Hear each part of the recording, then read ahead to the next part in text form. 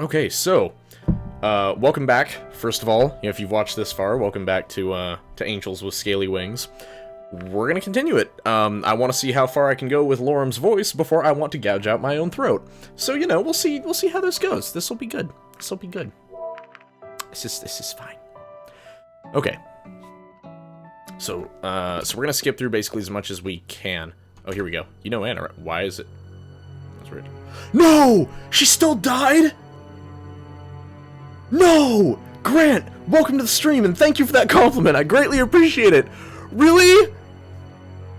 Of our assistant. I met him once or twice. Well, that's him. No! Damien dies this time! What? We're 2 minutes into this! No! Oh my god! Oh no! Was it because Anna was with me? Is that why she didn't... Oh my god. No! Here, I need to reply to somebody real quick. I finished it. Multiple playthroughs. It's different each time, a little. Multiple endings. Some, like some doki shit. Previous playthroughs matter. Okay. Wow, this is fucking Jesus. Okay. Are you okay? I don't know. Is there anything that I can do? Let's get this over with. Bryce gave me a concerned look, but then nodded. Here's more bad news. The blood we found on the first victim in town matches the DNA evidence. This I've already seen. Okay, so this is all the same, and I've already completed it, so I guess the forensics still a match. Wow, that is... Jesus. What should I do? Okay, so I can go to the production facility, the police archives, or I can go to the store. I don't think Lorem is likely to be at any of those locations, so... I don't think I did the police archives. I'm actually gonna do the police archives this time. I'm curious what's there. I was on my way to the police station when a voice called out to me. Hey, you! I'm talking to you, human! That's the voice. I don't care. Oh! No, I have to do a different voice. I didn't realize this was like an older dragon. I have to do a different one for this guy. Also, he doesn't have wings, but he has like the 4 feet that like the other dragons do. Whatever. Can I help you? I certainly hope so. I'm in a little conundrum here. My cart seems to be stuck. I can see that. I'm Katsuharu, by the way. Local ice cream vendor. Yeah, you look like an ice cream vendor. I'm scaring the crap. Lips are a little bit chapped there. You may want some Carmax or some Carmex, whatever the... Carfax? I don't know. What fucking... I've got some of this shit. Carmex. I was close. Whatever. Jimmy John, you've probably heard of me by now. Of course, of course. In any case, do you think you can spare some time to help me out? It might take a while, though, so I hope you're not in a rush. Yeah, I'll help him out. Why not? Thank you. Now, I already tried just pulling it out, but I think the axle is going to break if I try to do that again. It wasn't really in the best condition to begin with, honestly, and I heard a crack when I tried to pull it out earlier. So, what do you want me to do?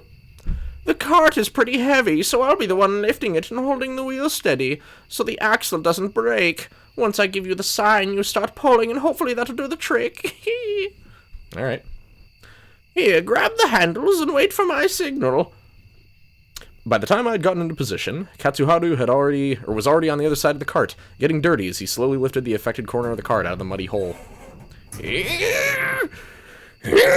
That's my sound. Is that good? Is that your sign? Should I start pulling now? Do it now! I started pulling, but the cart turned out to be much heavier than I expected and didn't move. What are you waiting for? Do it already! I pulled harder, but the cart still refused to budge. I mustered all my strength before I pulled as hard as I could. Yes, do it! Oh, this doesn't sound bad at all. Slowly, the cart started moving, and after a few seconds, it was freed from the perilous clutches of the muddy puddle. With a dull thud, the dragon set the cart down again before he flopped on the ground, exhausted. Hey, we did it. Yeah, good job. You want me to call you some help? No, I just need some rest. Yes, I'll have some ice cream, and I'll be better in no time. That must be some pretty good ice cream. Oh, you have no idea. You must have already heard people talking about my wonderful, unique ice cream experience. Actually, not really. Oh, where are my manners? I haven't even properly thanked you yet. It's no problem. No, I insist. I won't be indebted to you for helping me. What are you planning? You are hereby invited to join me for ice cream. As an ambassador, you owe it yourself and humanity to try. What the hell is that sentence? Hold on.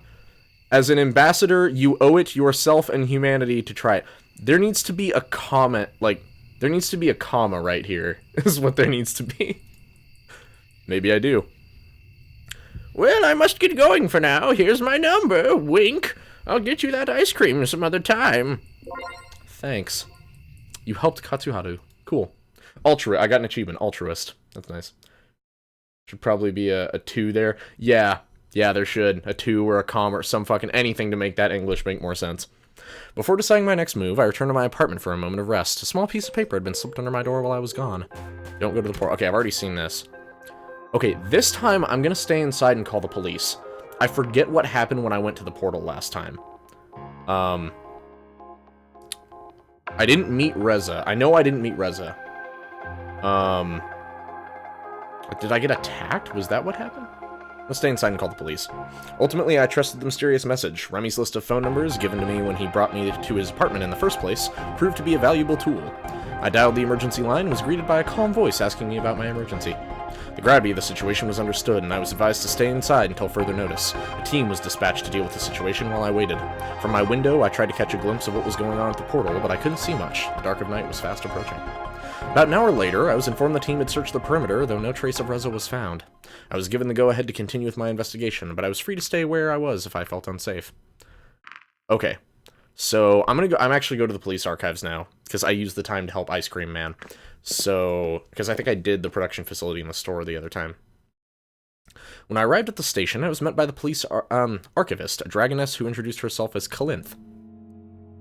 How do I voice this character? Like, she cute though, but how do I voice this character?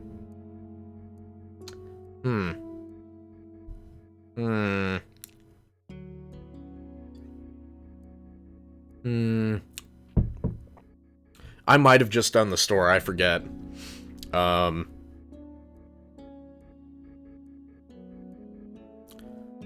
gonna give her a more neutral female voice. I guess one that's just, I sang bass in choir. I can't exactly, like, pitch shift my voice that well. But I'll do more like just a softer voice in general.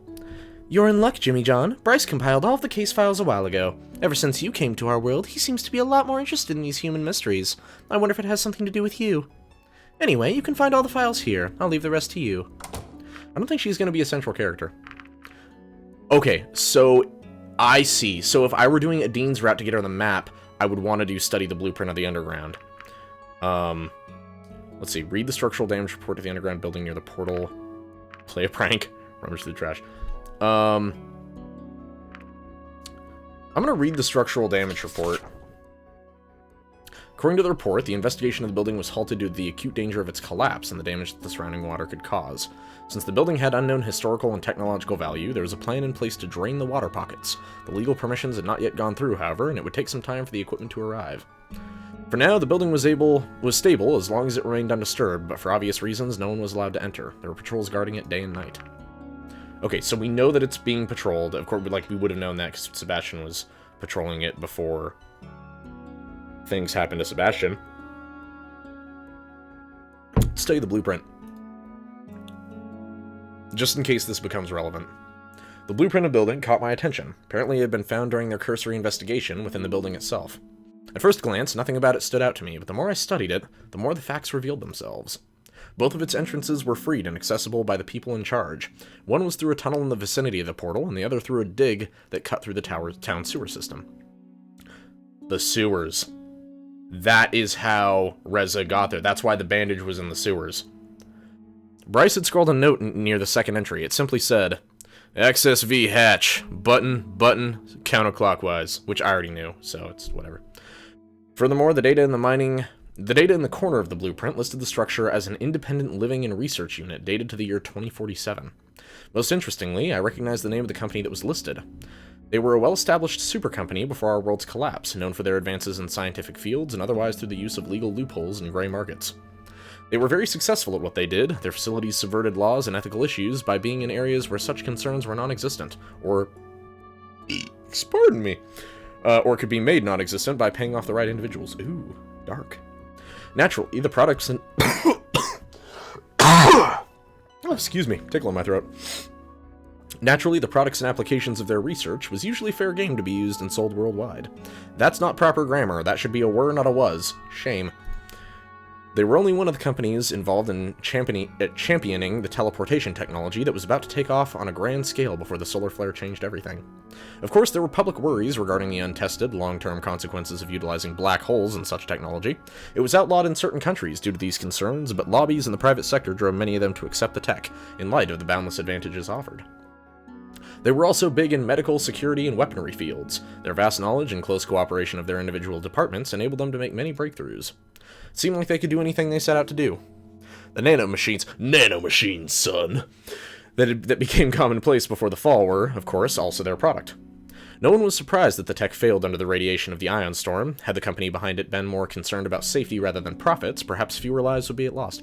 Okay, quick aside here. At work today, I read through all of the Angels with Broken Hearts comics that are currently posted. Page 81 just got put up, I think yesterday or today.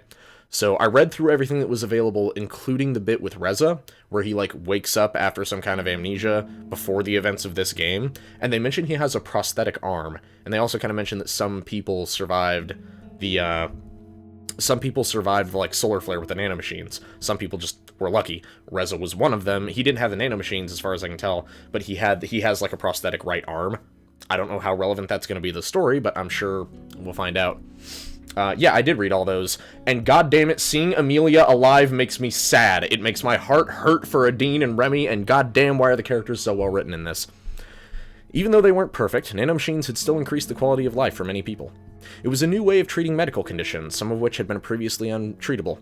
They were also widely used for their performance-enhancing properties, for both day-to-day activities and to assist with dangerous jobs. Also to enhance, state governors, to make them superhuman weapons that become the final boss in a silly ninja robot game, made by Hideo Kojima. Among other things. Anyway, beyond that, the company had even branched into genetic engineering. Human hereditary diseases were becoming a thing of the past as they developed techniques to alter human life to its core. Ultimately, they had a hand in influencing every area of life on a global scale. It was unknown who was truly calling the shots, as their network of companies and names was vast. It was only one of their many ways to ensure their continued existence and avoid liability. Where they had been outlawed or their operations shut down, new companies with suspiciously similar products appeared practically overnight. However, no matter how big their empire was and how well they skirted the lines, they ultimately collapsed, just like the rest of the world. That being said, how did this building make its way into the Dragon's world? Nanomachines, son, that's the answer to everything. As I pondered this, Adine's request came to mind. I used Bryce's machine. Wait a minute. Adine didn't request that of me in this playthrough. Wait. Because it was past Adine. I didn't get the request from her in this timeline, but it was still past Adine's request. This is what gives me the emotions, knowing that I can't save the other ones in the other time. Even all of these guys are gonna still die. They're still gonna be dead. Like, okay. Adine's request came to mind. I used Bryce's machine to make a copy of the map for her. Bryce probably wouldn't approve me giving evidence to civilians, but I was sure he would never even realize it. You acquired a map. For now.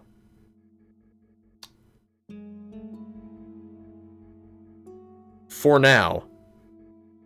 I'm concerned. Huh, look at the time. Better wrap it up here. Okay, so I didn't get to rummage through the trash, but that probably wasn't anything relevant in there, I'm hoping.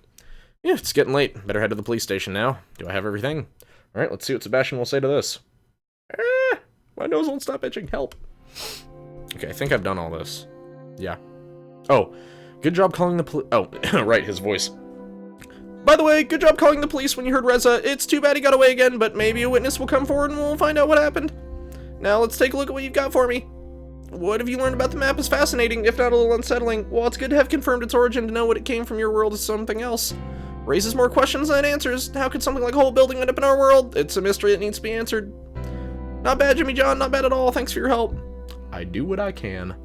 I know when your help is greatly appreciated, believe me, especially since we're so short. I think I've already seen this, yeah. Looks like there's some messages on the answering machine. Let's see. Oh, no. Oh, no. It's payday, Jimmy John. The tests are ready, the machines are ready, the lab is free. Only one more thing is needed to get this party started, and that would be you. So you better bring your body to me, or else I'll have to come get it myself, in which case I won't be able to guarantee your safety. I hope you aren't afraid of oh, Needle, oh god. She's going all out, isn't she? Okay. Oh, it's Lorem! Hello, I had some time to work through the stuff you told me, and now would be the perfect time to get some pictures of you. If you're not busy with anything else, it would be great if you could come over sometime. So, see you soon, maybe? 2 messages waiting for you. I wonder why. Popular. I got an achievement. Popular. They called this they called this face popular. I don't think that's not... That's fine. Well, fuck it. We're gonna just move on. Okay. Wow, that's a lot of options. I kind of want to meet with Katsuharu. Like, I want to meet that dude. He invited me for ice cream. How can I turn the poor old bastard down? I mean... But then again, Anna and Lorem. So let's go do Anna's first. I'm curious, I'll be honest. Where is this going? Oh yeah, no, I won't do it now. But I will get back to it. Wait a minute. I just noticed something. The background there has like a symbol that's a human, like a person. Why? Like, I get that they were all like taught and developed under like human teaching, but why would dragons put up that sign? Because all of these buildings weren't built by Zemden Amnanort, time-traveling girl person. That's not who put everything up, so... Yeah. There you are. I was wondering if you'd even show up. I'm gonna say I wouldn't miss an opportunity to meet you. A glutton for punishment, huh? Not that I mind. Follow me, please. This is... I'm scared. This... Oh, hello. This is quite the facility they got here. Those hospital beds do not look super comfortable without, like, the comforters and sheets and shit. Like, that'd be uncomfortable. So, what exactly is this room? It's our testing room for research on live subjects. And what exactly do you test here? You'll see that soon enough. I intend to use this facility to its fullest potential. I see. Let's start with this one. What's that? I can get a good look at your bone structure, muscle groups, and organs with this. For the finer details, we'll need a different machine. Would you please lie down here? Of course. Before we start, can I ask about your qualifications? You can trust me. I'm a doctor. What kind of doctor? Well, Doctor of Pharmacy is the only title I currently hold, but I know how to operate this machinery. That doesn't exactly inspire confidence. You think I'd let an opportunity like this go to waste by not doing my research? I'll have you know that I'm very qualified to perform these tests. You say so. Now, please try not to move too much while this is running. How long will that take? Good question. I suppose we'll see soon enough. What do we do now? Just wait until it's over? What do you want me to do? Dance for you so you don't get bored?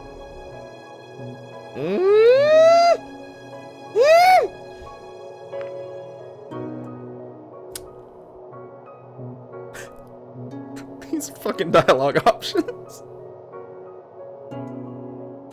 Like... I should go with the middle one. But there is a perverted side of me that wants to answer 1 or 3. I'm going with 3. What does a dancing dragon look like, anyway? Is that your scientific curiosity shining through? I can approve of that. Oh, okay. You didn't answer my question. Well, I'm not going to show you. If you're that curious, you might find the answer in the seedier parts of Oh. Oh. They got dragon strippers? They got...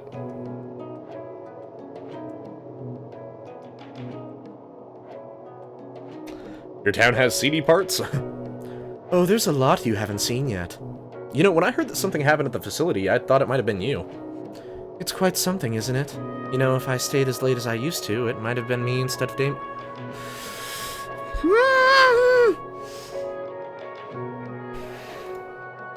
And it's only because you told me not to stay late so often that I wasn't there that night. Still, somebody died. I'm not crying over that bastard! Alright, you can move again. Does that mean I'm done? That's a good one. We're just getting started. What about the results? Don't hold your breath. It'll be processing for some time, and the resulting data will be so vast that I'll probably end up studying it for days. Let's collect some samples now. Where should I start? I don't like my response to that. But here we are. Wherever you like. Show me your claws. That would be fingernails in my case. I suppose you're right. It would be insulting to call those thin little things of yours claws. They'd probably break off before you could make use of them in any practical way. Just one more way nature gave us the short end of the stick. So, which part would be fine for me to cut off? Take a piece from the white part. The rest you see is attached to the finger. Hold still, then. Don't cut off too much. Don't worry. I only need enough to put it under a microscope. There, was that so hard? Or so bad? Do you want me to put a bandage on your little boo-boo? I don't like that I just acted that without any... Again, acting is too... That's too broad. I don't like that I just said that seriously. I want to say I'll show you a boo-boo. No thanks. And what now? Now it'll go right under the microscope. She got up and sat down at a table. Intently, Anna stared at a device while messing around with a nail clipping. Let's see. Putting your fingernail under a microscope is something we used to do in middle school. Quiet, please. There's a scientist at work here. Okay. This structure looks a lot like keratin. Because it is. Well, that's not much of a surprise, really. Keratin is the substance that forms the claws on us dragons and most of the animals here, at least as far as mammals, reptiles, and birds are concerned. So why you would retain the structure but not do anything useful with it is beyond me. And it gets better. They grow continuously, so they need to be cut regularly. What happens if you don't cut them? They just keep growing. How much can they keep growing? Pretty much indefinitely. Do they get thicker at least? Or what else happens when they grow? They just get longer. What a hassle. So, how long are you planning on keeping me here? Getting impatient already? I'm just saying, our date didn't take all that long, and you mentioned you'll already have days worth of data from that machine. Well, we never specified any terms, and I sat out our date until it was officially over. This will certainly go by much quicker if you can show a little patience. Says the Queen of Complaining. I don't complain, I just point out errors. Besides, I'd be Empress, not just a queen. Okay, that's funny. I like that. By the way, how do you feel about needles? Please no. Afraid of needles, are you? Aw, you poor thing. I guess we can skip that part, because I certainly don't want to deal with you if you start screaming or crying or whatever else. You'll need to remove some layers for the next part.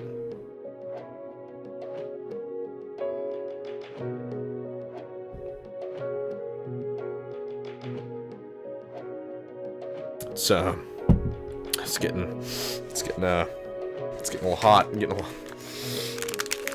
Just a little bit. Yeah, use your cough drops. What of it? What are you gonna do? That's a dumb bit. Fuck. I didn't have like anything else cloth nearby. Shut up.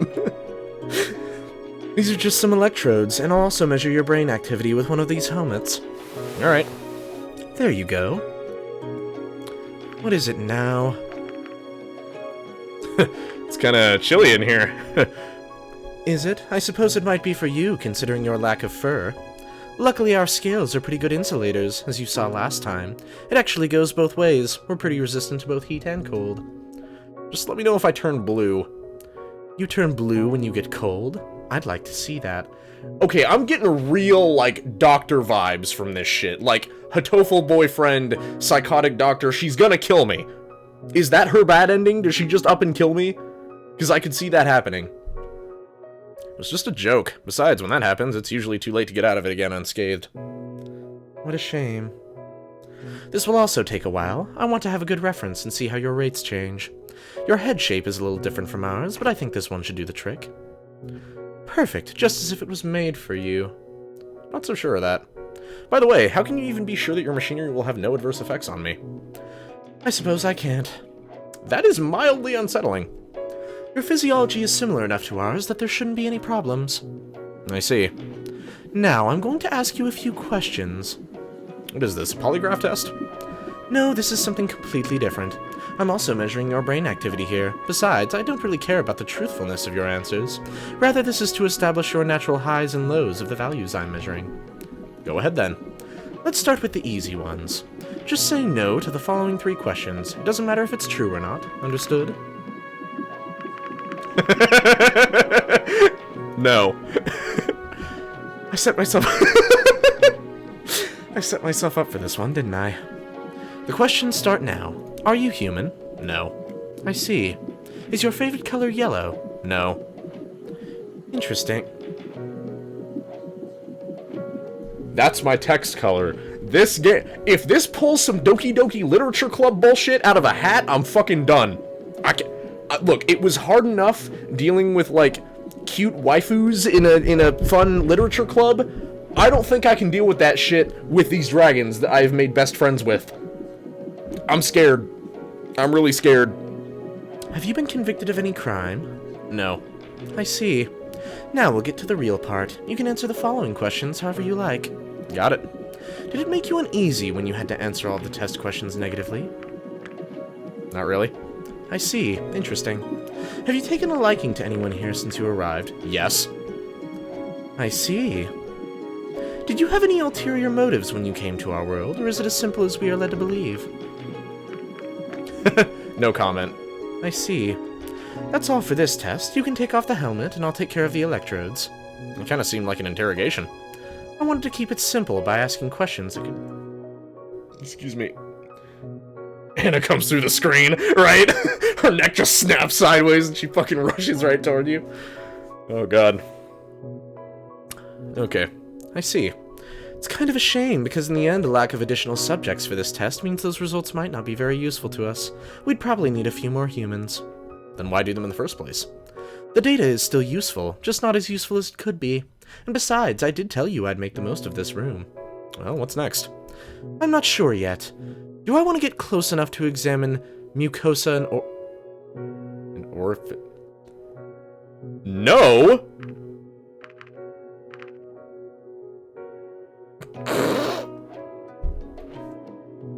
Okay, part of me wants to answer it how I would answer it, which would be... No! Don't! I don't need probing, thank you, by Dragon Claws. That would be fucking awful. But on the other hand, I really want to see where this goes. So, I think I'm gonna say... I don't know if I should say yes, or there's only one person in this room who can answer that question. I'm gonna say the third one. I guess so. We quarantined Reza when he initially arrived here, but skipped the procedure with you. After examining Reza, we didn't think humans by themselves posed any danger. Nevertheless, who knows what kind of illnesses and bacteria you might be housing as an alternate host. I'm not taking that risk without a full protective suit. Does that mean your procedure is going to get a lot more invasive? No, I'm not in the mood to put the suit on and sterilize the whole room. To be fair, I haven't heard of anyone I've been in contact with getting any strange diseases thus far. Oh wait, no. Sorry, that was me. To be fair, I haven't heard of anyone I've been in contact with getting any strange diseases thus far. Sure, but then I'd have to ask you if any of those actually got close enough to you. As in... intimately close. My voice was too high for that. That was a bad goof. That was not. No orifice examinations, then. For the next part, we'll actually have to go outside. That sounds like fun. Depends. Here, strap this to your arm. What is this? A handheld monitor. I want to measure how you perform during exercise. Yes, ma'am. That's a good... Why did I give her this voice? That's a good little human. Let's go then, shall we? Sure thing. This is not... It's fucking weird, dude. And now? Take one lap around the block. I'll be waiting for you here. You can go as fast or slow as you want, but try not to stop until you're back here. I'll be monitoring you, so I'll know if you try to do anything fishy. Piece of cake. Easier said than done, Jimmy John. I'll be watching. Anyway, you can start whenever. The monitor should take care of the rest. Trying for a consistent speed, I started with a light jog. Soon, I was outside the gate and around the corner when I met an unexpected surprise. Remy! My boy! My homie! What you doing, man? Hey, Remy. Just enjoying the fresh air, I see. What about you? Oh, I have some errands to run. Is Emerald breathing down the back of your neck again? Always. Well, I better not hold you up then. Until we meet again. See ya. He cute. That's a cute dragon right there. I ain't wanna fuck him, but that's a cute dragon. Afterwards, I finished my lap around the block, arriving only a few minutes after I had started. I suppose it was too much to ask for a lap without any breaks. Maybe I should have expected you to be as fit as we are. I got distracted on the way. How so? Did you have to stop and smell some flowers? I met Remy. Remy, oh, I wouldn't mind if that bastard kicked the butt. Shut the fuck up, Anna! Don't give me that shit. Our whatever is going on here is done if you trash talk him. Fuck off. Don't give me that. How can you say that? That's how I feel. Would you prefer me to lie to your face? Anyways, I've got your data, so we can head back inside if you're not too exhausted to walk. Of course. Looking at your data, it's kind of hard to evaluate it without having any reference points. How much exercise do you usually get? A little. I walk upstairs. I see. You sure get to ask me a lot. You sure get to ask me a lot of questions here. All just part of the tests. Though I think those were all the tests I needed to run on you for today. Does that mean we're done here? Oh, some of the data from the scanning machine has been processed. We can look at some pretty pictures of you. No wonder you're so buff. Yeah, no, I'm swole. I've got a 1-pack. And I'm continuing to work on it every day.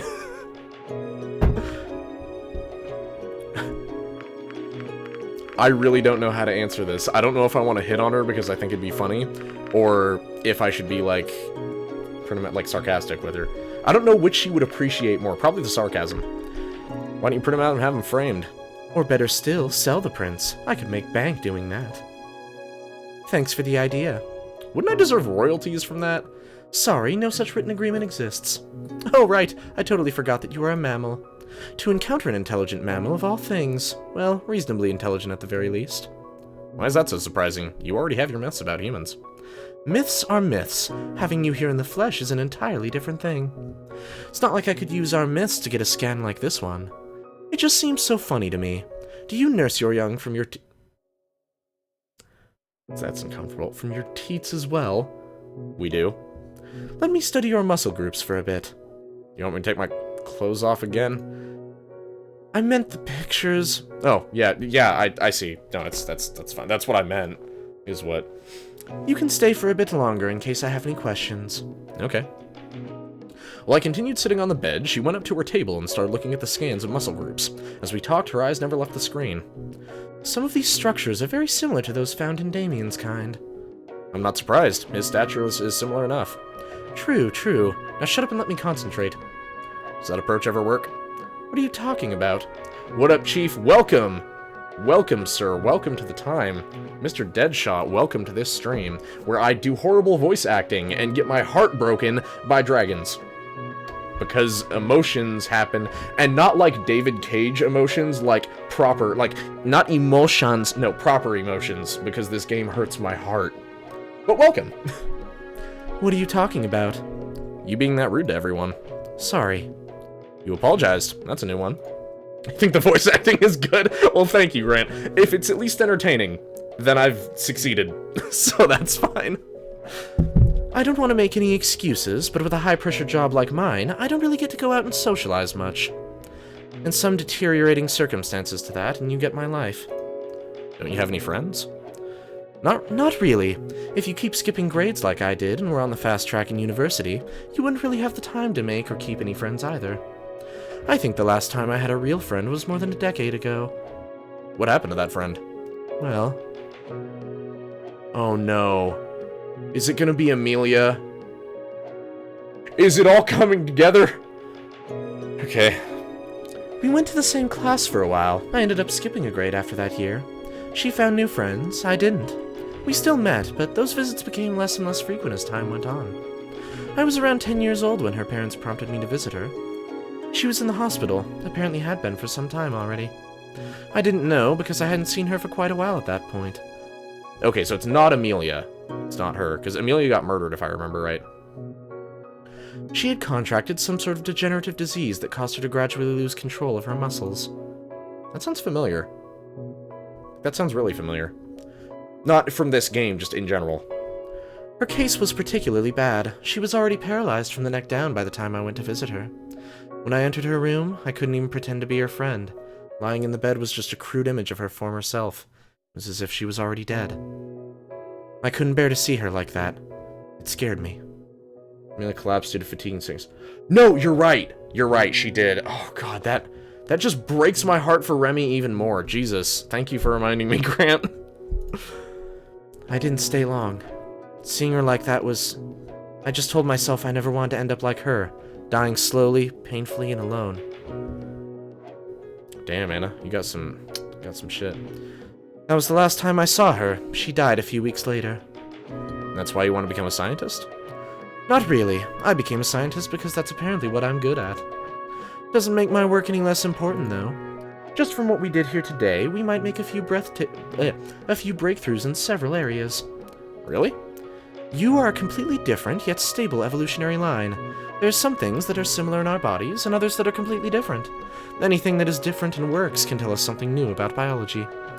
All the various species have their own challenges and diseases. It'll come in handy somewhere, for sure. You're doing all of that because of your pure, unselfish heart. Not really, but if I do the brunt of the work, then I deserve to have my name on it. I guess so. Well, I think that's it for the day. You can go now if you like. Sure, thanks for having me. My pleasure. We could get together if you want to. Is there even anything left for you to test? Well, I'll have plenty of data for a while, so I guess we'd have to find something else for us to do. I see. Well, I'll leave you to your... Pardon me. I'll leave you to your work then. Mm-hmm. And we're done with Anna's visit. Now comes the fun part. Now we're gonna go do Lorem's, and I have to maintain a Morty voice for the entire time. Thank you, Sasku, for the suggestion. God damn it, let's do this.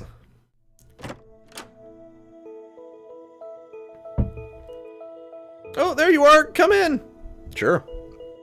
Honestly, I can't believe you agreed to do this again. That's my pleasure.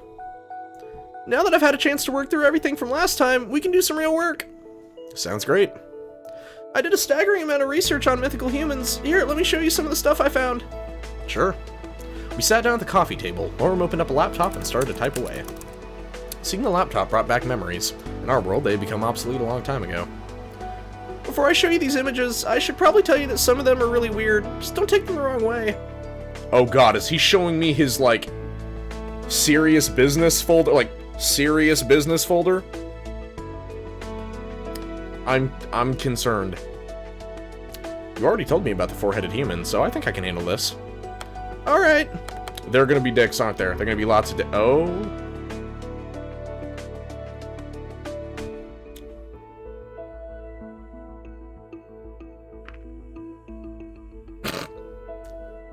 One of the options is he looks attractive. I'm gonna say that doesn't look very human to me. This one is supposed to be one of our ancestors. Ancestors? Well, it does remind me of some of the dragons I've seen here, but I'm not sure what humans have to do with this. You remember the myth about our creator turning into a dragon, right? Yeah. Now, here's an interesting question. What species did that human turn into? There are a number of dragon species nowadays that aren't genetically compatible with each other. Did the human choose one of them? Did they perhaps procreate? Why is this game making me say this out loud? I know it's what we're all thinking. That doesn't mean I should have to say it. A shared ancestor is one option. That would mean that the different species split after the human's involvement in our creation. If human DNA was involved in some way, this might explain how our different species came to be. Take a far ancestor of ours and apply various amounts of human DNA. The result would be a number of different species, each with a different amount of resemblance to humans. Interesting. Lorem, I like Lorem's design. It's very, very simple and like kind of cool. I like it. I also like the different levels of shading too. Something I'm still trying to do with like digital art because I've dabbled. I've dabbled. But my point is, like, doing the shading like this, because I like the sort of cartoony, solid color shading, kind of makes it look cel-shaded, you know? And it's interesting that they have a, like, with the horns and stuff, they have an extra highlight on top. Which is kind of odd, because I'm wondering, like, where the light source of this room is coming from. I'm assuming from, like, just a lamp up top or whatever in the ceiling. But some of the shadows don't quite match. Like, I wonder if they adjusted the shadows at all for different, like, scenes. Yeah, most humans walk on 2 legs, so that's true. In any case, it's one of the things that makes humans unique. As a result, some people believe that certain species share more traits with humans than others. They think it makes them more noble or something. Luckily, this doesn't happen often. You can walk on 2 legs as well, right?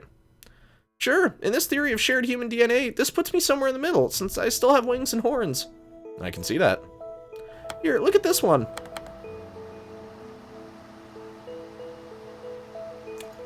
Spooky.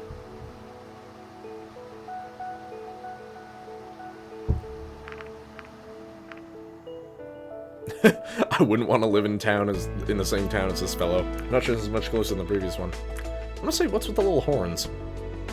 Since we don't know what the original human looked like, we can't exactly define which traits separate us from them. As a result, our interpretations of humans can vary widely. I'm not sure he's a particularly friendly one, though. Actually, I think this is supposed to be a human male. Yeah, interesting is a word for it. Jimmy John, that's one word. There are some that don't think humans are friendly at all, though. Really? So far, I've only heard positive things about us. Some interpretations of our myths don't exactly paint you in the best light.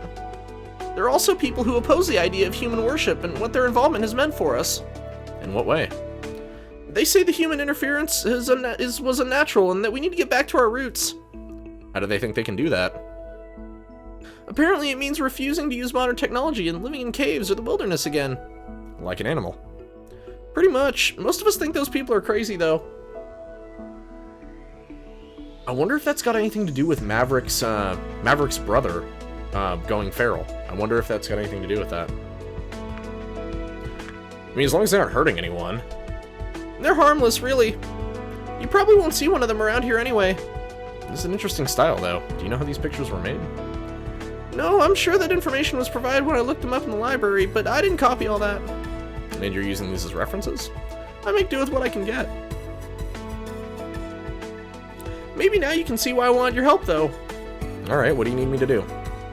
I just want to make some quick sketches. You can stand over there by the wall. Okay, I can certainly do that. I walked up to the spot he indicated. When I took my place, I saw that he had laid out a number of pens, paper, and other art supplies on the table. Oh, that's cute. He's an artist. Oh, this is gonna take a while, isn't it? I'll try to be quick about it. You want me to strike a pose or something? He wants me to T-pose. Let's do it, boys. Assert our dominance. Let's do it. A T-pose should be good to get started. What's that? Just point your arms sideways so you look like a giant T. No, I get it. Raising my arms to the sides, I wondered how long this would take. Great, now try to stay as still as possible. Can I still talk?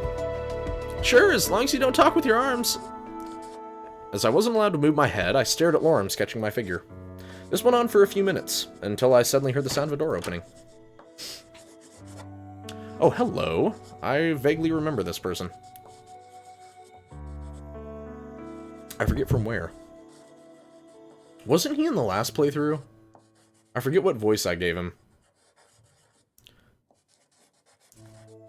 Oh, right. I gotta find a good voice for him. Oh, yeah! I gave him the, like... This wasn't the Hojo voice. This was the more, like... Who was that dude from Bleach that had the, like, the bow? The Quincy, I think was what they were called. I think I was trying something like that. I forget his name. Oh, right. The human was going to visit today. I totally forgot about that. You don't mind if I take a seat, right? You just want to study Jimmy John.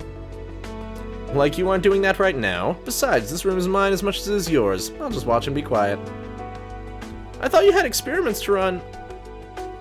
And they are running. I'd rather not be confined to my tiny room for the next 2 hours, staring at the ceiling and waiting for them to finish. But no experiments on Jimmy John. Yes, I'll just sit here and maybe take a few notes. I'm sorry, Jimmy John. This is my roommate and longtime best friend, Ipsum. Yeah, I can't remember what voice I gave to this dude. Nice to meet you, Ipsum. Except I've already met you.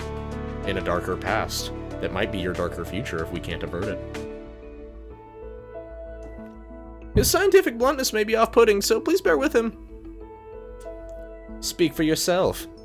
So much for these two being best friends. Lorem returned to his drawing, and the silence only interrupted by the strokes of his pen. Something interesting happened at work today. Did they finally figure out who it was? Figure out it was you who was playing all his pranks? I think so. Was he the one... Was he the one that was at the portal? Like, when I went there that night? I forget. I don't remember where I saw him. No, they'll never catch me. Okay, no, so it wasn't the portal. Where else would he have been? He could have been at the library. I don't know. I don't remember where I saw him. I was talking with a colleague. It's the admin. Oh, no, you're right. It was the admin with the gunshots. That's what that was. I was talking with a colleague about the humans here, and I offhandedly mentioned that Jimmy John was going to come over. I don't like where this is going. Wait, maybe I should give him a Rick voice, because they're best friends. You know what? Things are exactly... Really? But I haven't been to Lorem's apartment before. Was he one of the corpses? Was he one of the guys that died? Maybe that's what it was? I don't remember. I think I'm gonna give him a Rick voice, because he's their best friends. Oh, he was the witness. Right! No, you're right, he was the witness. Yeah. Okay, I'm gonna give him a Rick voice now, because I think that'd be funnier. Some hours later, Anna barges into my office and says Jimmy John is off limits to anyone besides her as far as tests and experiments are concerned. Well, I'm not taking any samples. I could hardly be blamed for just looking at Jimmy John.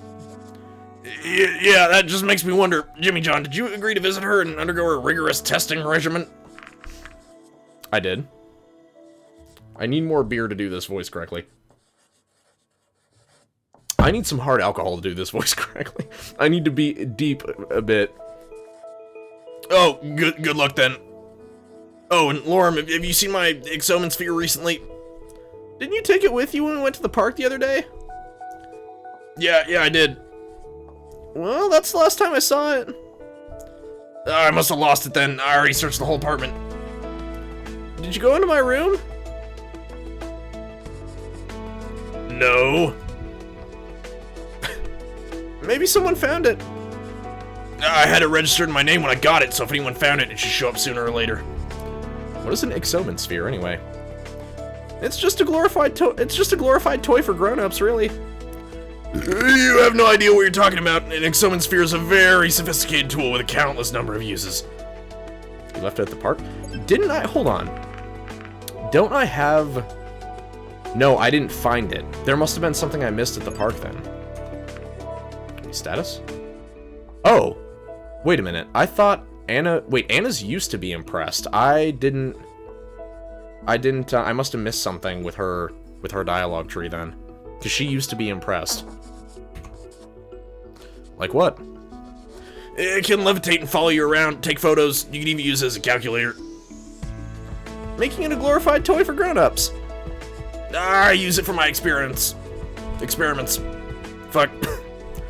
Well, if they can take photos, I wouldn't need to stand around like this. And that is, if we had it here now.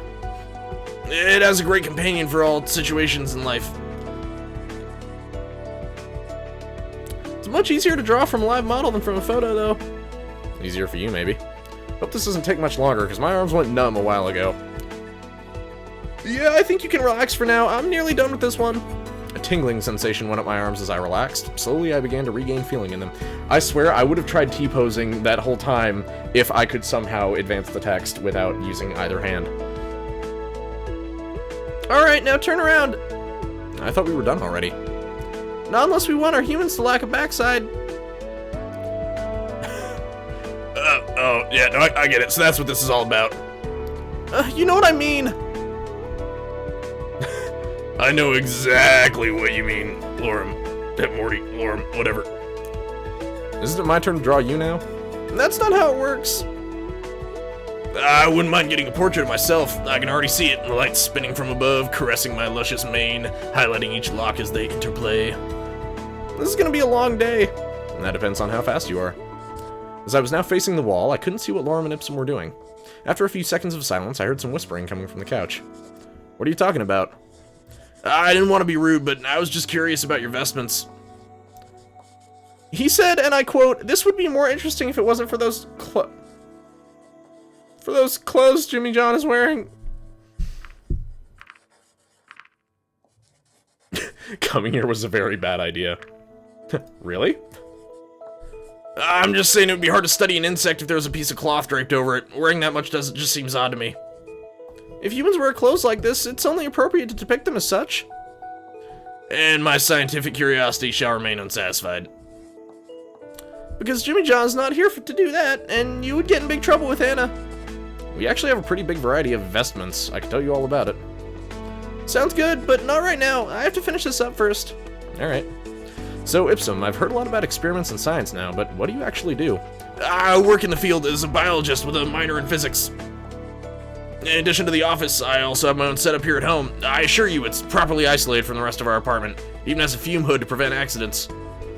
But I only use it for the smallest of experiments, usually things unrelated to my job.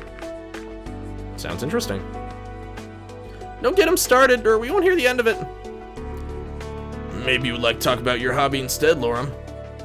Isn't this already a hobby? I guess you could say so. I was talking about his other hobby, though. Oh, that. I don't know, it's a little embarrassing to be honest. Okay, his blush sprite is cute. That's a cute dragon. That's cute. There's no need to be embarrassed about your hobbies. He likes flowers. What a nerd. Once he even made a crown out of daisies. Cutest thing in the world. Don't listen to him. As usual, he only tells half the story. What's the other half, then? I have an extensive love for botany. Yes, I can tell by your one potted plant in the background. It's very impressive. You really got the green thumb. The green talon. The fern he keeps in his room must be the happiest plant alive. I find gardening to be very relaxing, especially when the birds are singing in the morning. It's so nice to go out there with a nice cup of tea and work in the garden or our apartment building. Which reminds me, Ipsum here has quite an extensive tea collection, although I'm not sure if he prefers to hoard tea or gadgets. It's a mystery. I heard there was going to be a model of the Exoman sphere that can actually make tea. That's going to be a must-buy. I need more alcohol to pull off the Rick. Like, significantly more alcohol. Again, my voice really can't do it. And I need the added burps, too, to throw in there. That's a key part of how he talks. Can it also make cups, or are you supposed to sip it out of the sphere itself? Don't be silly. You two sound just like an old couple. Couple? Us? Not really. We've known each other for a long time, though, if that counts. I think it does. By the way, Ipsum, you're not from here, right? What's that supposed to mean? Well, you look nothing like any other dragon I've seen here so far. I suppose that's true for Lorem as well. You're both pretty small. But you, Ipsum, also have hair. That's certainly new. It's not as unusual as you might think, but you're right, there aren't many of us in these parts. Imagine being smaller than the rest of the population would come with its own challenges. It's not that big of a deal. If something's unreachable for me, I can fly. This apartment was actually intended to house one dragon of a bigger size. That not only makes it fairly cheap, but it's also big enough for both of us. There's one thing I've been wondering. How do you even sit in one of those chairs? Wouldn't the backrest cause problems with your tails? I see what you mean. For me, it's never been a problem, because most chairs are bigger than I am. It's just a question of getting into the right position. However, this might be different from those of us who mostly walk on four legs, but they usually don't use chairs like these at all. I've seen a few try, though.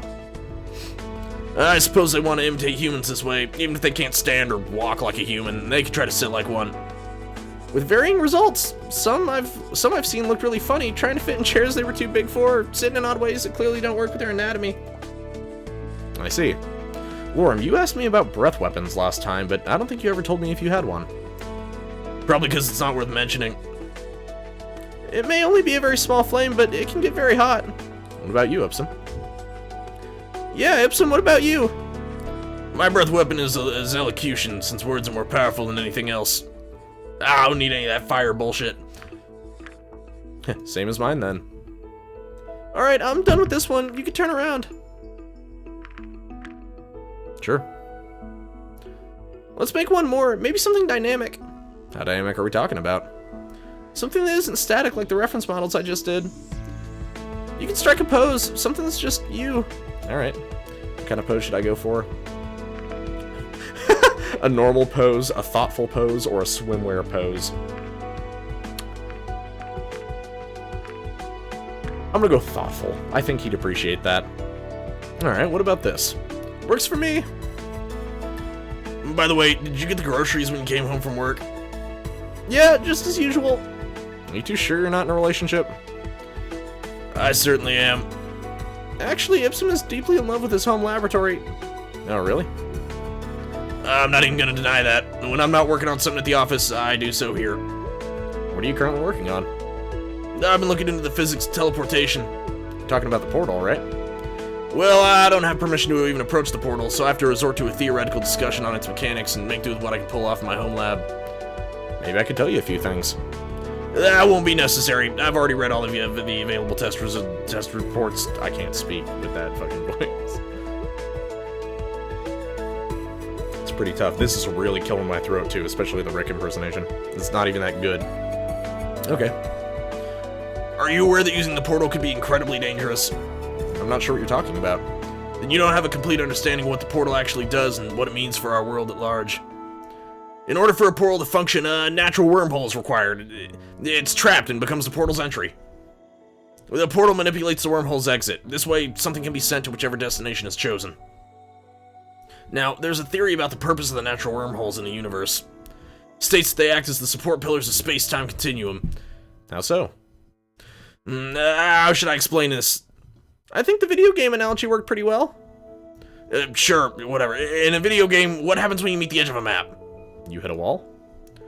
That happens in some games, but in others, you reappear on the opposite side. Right. How does this happen? If our world was a perfect sphere, someone could just keep flying in the same direction and eventually they would end up at their starting point again. Sure. This is just a result of physics. In the abstraction of a video game, however, it doesn't work like that. They don't try to replicate a spherical world, but use a 2D plane instead. This is getting confusing.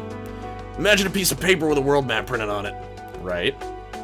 Well, it shows the entirety of the world. It's still just a simple, flat piece of paper rather than a sphere, right?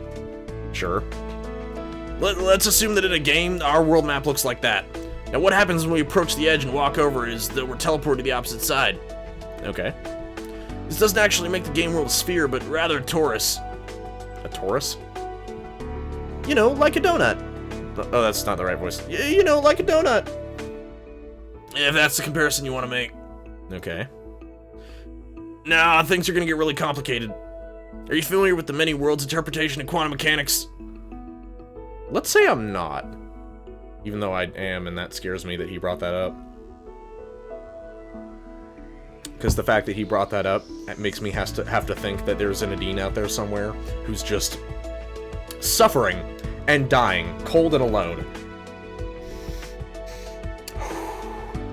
It states that every single time a choice is made by any actor that possesses free will, the universe splits off in different branches. This means that for every choice you've made, there exists a branch of the universe where you made a different decision. I see. Now, we can't communicate with these other branches in any way. You don't know what happened if you made a different decision just this morning. You could make an educated guess, but the only person who truly knows what would happen is that alternate you who's made the decision and is living its consequences. That is, unless we could communicate with those other branches. However, there's a barrier that prevents us from doing that. This barrier is made up of wormholes. How does that work? It's very similar to the Torus world model that's used in games. So if we approach the edge of our own world, the barrier causes us to end up on the other side instead. Does this mean we can get teleported to the other side, like in video games? Not necessarily. It would be just as correct to assume that our universe is shaped like a torus. So which is it then? Do we get teleported or not? It depends on how you look at the wormhole's function. Imagine this sheet of paper is the entirety of our world. He took a sheet of paper from Lorem's stack and showed it to me, marking a spot near the edge with a pen. And this is where you live. Unfortunately, your workplace is here on the other side. He drew an X close to the right edge of the paper. If the world was flat, this would be very unfortunate. However, if the world was a torus, the left and right edges would be connected. You could take the shorter route to work by going over the edge. This is really killing my voice, and I'm glad I don't have work tomorrow. Because this is fucking killing me. Now, let's say this is only possible because wormholes connect these two edges together. If you happen to be right at the very edge and look beyond, everything would look perfectly fine for you. Given that these wormholes stay in their place, you'd never know if the world is actually flat, and you can only travel to the other side because of wormholes connected to the edges. You'd think that the world is a torus, right? However, what if the wormholes don't actually bring you to the other side by teleporting you, but instead just bend the paper into the torus shape and hold the edges together? If these wormholes failed or were displaced, the paper would unfold, throwing the world into disarray. That's what the wormholes in the barrier actually do. They're what hold everything together. So they're really more like glue. If it wasn't for them, the overall construct would collapse in on itself. What construct? The entirety of space-time. Now, if these theories are true, that would mean using a portal damages the barrier. Each time the portal is activated, the wormhole used for the teleportation is displaced, leaving a small gap where it used to be.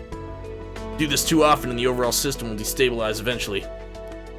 Alright, maybe you shouldn't talk about your theories about how the world's going to end. World-ending theories? I've got a few. And all of them are sad. All of them involve Maverick dying. Nothing is gonna happen because the portal was used a few times. I just hope humanity is aware of its implications. Maybe we can collaborate. I certainly hope so. Your researchers seem to know what they're doing. I just wish I could be a part of it. With everything that's going on, the future looks incredibly exciting. What do you think's gonna happen, Ipsum? Now you'll get him started. Don't say I didn't warn you. The knowledge contained within your PDAs can propel innovation forward by unseen lengths. Meaning a lot more experiments for you to do. Which would be terribly exciting. Personally, I'm more interested in the social implications. What do you mean? I don't expect there to just be a back and forth of ambassadors forever. You talking about colonies? Oh, I bet Lorem would jump at the opportunity to live in the human world. I'm not sure if that would be a good idea. Why not? Obviously, such an endeavor would need a lot of preparation. We would need to learn about their culture and adjust appropriately. I'd expect we'd send an ambassador over there long before that'll happen, though. We hardly know anything about their world. Everything's still up in the air as far as diplomatic relations go. We have no idea what the situation could be like in just a week. Just a week, huh? It's fine. It's fine. Let's just keep going. Let's keep going. Stay strong. Yes, and it's also incredibly exciting. Don't get too excited, though, or else you're gonna ruin your drawing. It's almost done anyway. Here, what do you think? Lorem leaned over, holding up the paper to Ipsum. Ipsum looked at the paper closely, his gaze shifting back and forth between me and the paper several times. We have a couple weeks. Okay, it's a couple weeks at this point. You know what I mean, though. You know what I'm getting at. Still, concerned. After a few seconds, he seemed to be finished with his evaluation. As a scientist, my professional opinion is that this part looks a little long. He pointed his sharp claw at a part of the paper Lorem was holding. Are you sure? Let me see that. If I wasn't sure, I wouldn't have said it. I think you're right. That I am. Lorem reached for his eraser, purging a few lines from the paper before he switched to his pen again. And it's done. See, what would you ever do without me? I don't think I'd hear as many explosions in the middle of the night. Wow, this really is a Rick and Morty couple right here. Except, like, they're both of age and probably fucking on the side. You were happy about when you forgot to set your alarm that one time. Suddenly, the sound of an alarm resounded throughout the room. Oh, my experiment is done. Oh, and he's off. Good, at least I don't have to do that voice for a while. And there he goes. Charming fellow, isn't he? He sounds fun. He certainly keeps things interesting around here, and he's a good art critic. I can imagine. Anyway, looks like we're done here. Oh, feels good to be able to move again. Would you like to stay for dinner? It'd be the least I can do to compensate for your lost afternoon. Let me see, what time is it? It's getting late, and I probably shouldn't stay out this long. Looks like I have to decline for now. I see. Well, I gotta do something for you at least. Don't worry about it. Maybe some other time. If you say so. Thanks for doing this at any rate. It's been a huge help. Yeah, I know. Don't worry about it. Really. Alright. I should really get going now. Sure, take care. Okay, so I'm curious if I still have the impressed status with him. No! Wait, loss? Superstar? Because I have the map. I've got the map now. Is that why that card is there? Interesting. So I'm curious. Oh no, it dropped from impressed to good. God damn it. Maybe it's because I was too invested in what Ipsum was saying. So I'm curious. So to get a character's good ending, now that I've seen like the neutral ending, right? The guaranteed you have to get the bad ending the first time you play. Do I have to keep a status at impressed in order to get, like, the good ending? Or is there a... What's the right word? Is there, like, a... is there, like, a higher tier I have to get to? Because I could see either one, honestly. I awoke with my eyes fixed on the ceiling wallpaper, a sense of dread lingering from a nightmare I no longer remembered. More of a, you did really good at that scene. Oh, okay, so, like, the good versus bad ending isn't determined by their impression of you, it's more determined by, like, what you've already done?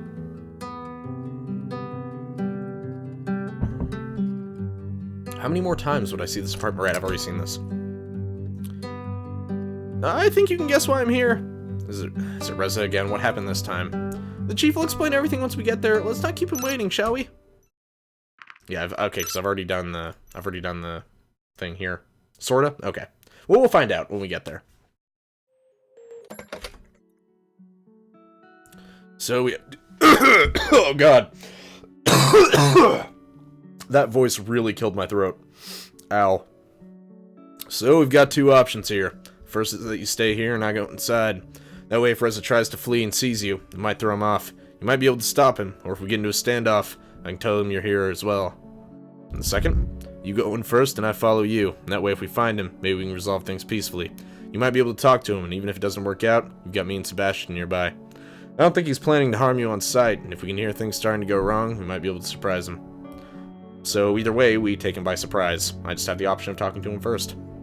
I think you could pull it off. Maybe, if you're there. He won't act as irrationally as he would if I was suddenly standing in front of him. I'm not gonna force you if you don't want to do it, though. No, I'll do it. In fact, yeah, I'll do it. Because I don't think I did this route last time. Alright, let's go.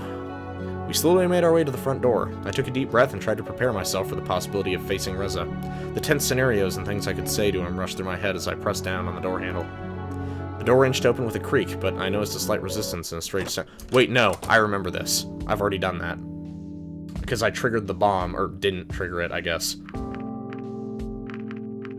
Okay, so last time I took the eggs to the hatchery, and I'm pretty sure I visited the witness. So I guess this time I'll take the bandage to the facility, because I didn't have the bandage before, so I couldn't have done that in the past. When I approached Anna's lab, I saw her sitting on the hallway floor, the door to her lab wide open. Hey, Anna. Oh, it's you. What's going on here? The police came and raided the place. What? Why? It's a long story and I'm not going to tell it now. Is it bad? I don't know yet. I'm not sure how they expect me to work in these conditions, considering I get assignments from the council and the police. And then they both turn around and mess up the place as if it's part of their job. Doesn't make any sense to me. Oh, this is a different bandage besides it? Really? Huh. Someone's going to hear about this, and there will be consequences, I can tell you that. Anyways, what did you want? I'm here to drop this off for you, courtesy of the police. That's what I'm talking about. Mess up my place, then ask for my help. Something isn't right here, and I'll get to the bottom of this. What is this, anyway? I'm sorry, it's a bloody bandage for analysis. It's related to the Reza investigation. I've been feeling this weird bump on the back of this mic stand. I think it, like, got dinged at some point. Alright then, I'll take it. Not for the police department's sake, but for yours. Don't let me hold you up. I'm sure you have places to be. Well, see you then. Yeah. Anna's cool. I didn't expect this out of her. She's kind of cool. Okay, so I took the eggs to the hatchery last time, and I'm pretty sure I visited the witness, if I remember right. Let's take the PDA to the library. I think that's a new one. It doesn't look like Remy is here. Hello, sir. I know what accent I'm giving him, and it's all because of that tie. Excuse me. Can I help you? Do you know where the audio section is? I'm looking for some sheet music. Sorry, I have no idea. I don't even work here. Oh, don't worry about it. The staff all seem to be hiding somewhere. Anyway, have a good day. Have a lovely day. You too. Maybe Remy is somewhere in the back, or in his office. Hello? Wait. Was her nose always, like her nose horn, was that always painted red? Like her talons? I don't remember. You know, this section is... Oh wait, no, I gave her sort of like a British accent, like also condescending. You know, this section is usually for staff only. I'm just looking for Remy. I'm supposed to drop off this PDA. Well, he's not working today. Apparently he has other engagements. If you need to find him, you can probably do so at his home. Can I just leave the PDA here? Oh, I'm not going to take responsibility for this if it gets lost. If you want to drop it off, go find him. Okay. By the way, I hope you do not take it personally that I tried to send you away. To be honest, I'm glad that you're still here. Remember, I said that I believed you when you told me your side of the story. I always have to do what is in the public's best interest, and now they will not have to blame me if you have any connection with Reza. I hope you can understand that. Here is Remy's address, in case you need it. Huh. I already know his address. He invited me for dinner, and then dropped a plate of cake. And it was cute, but also really sad, because I wanted cake. Oh my god, my voice is fucking dead.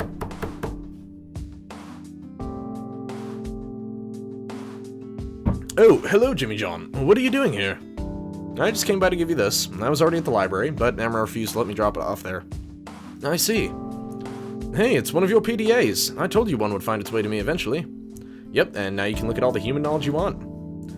You have no idea how much I'm looking forward to that.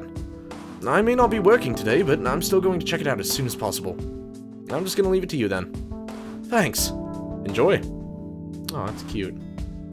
Remy is like my favorite character in this game. Like, Adine is cute. I love Adine, but like, Remy's my bro. He's my bro. I like this guy. Thanks for your help. Now that the facility has received the bandage, and maybe we'll discover something new. And I'll take care of the remaining tasks, so you can take the rest of the day off. I'm sure you have better things to do other than helping the police department. No problem, really. My trip to your world wasn't supposed to be a vacation. Alright then, I'll see you next time. See ya.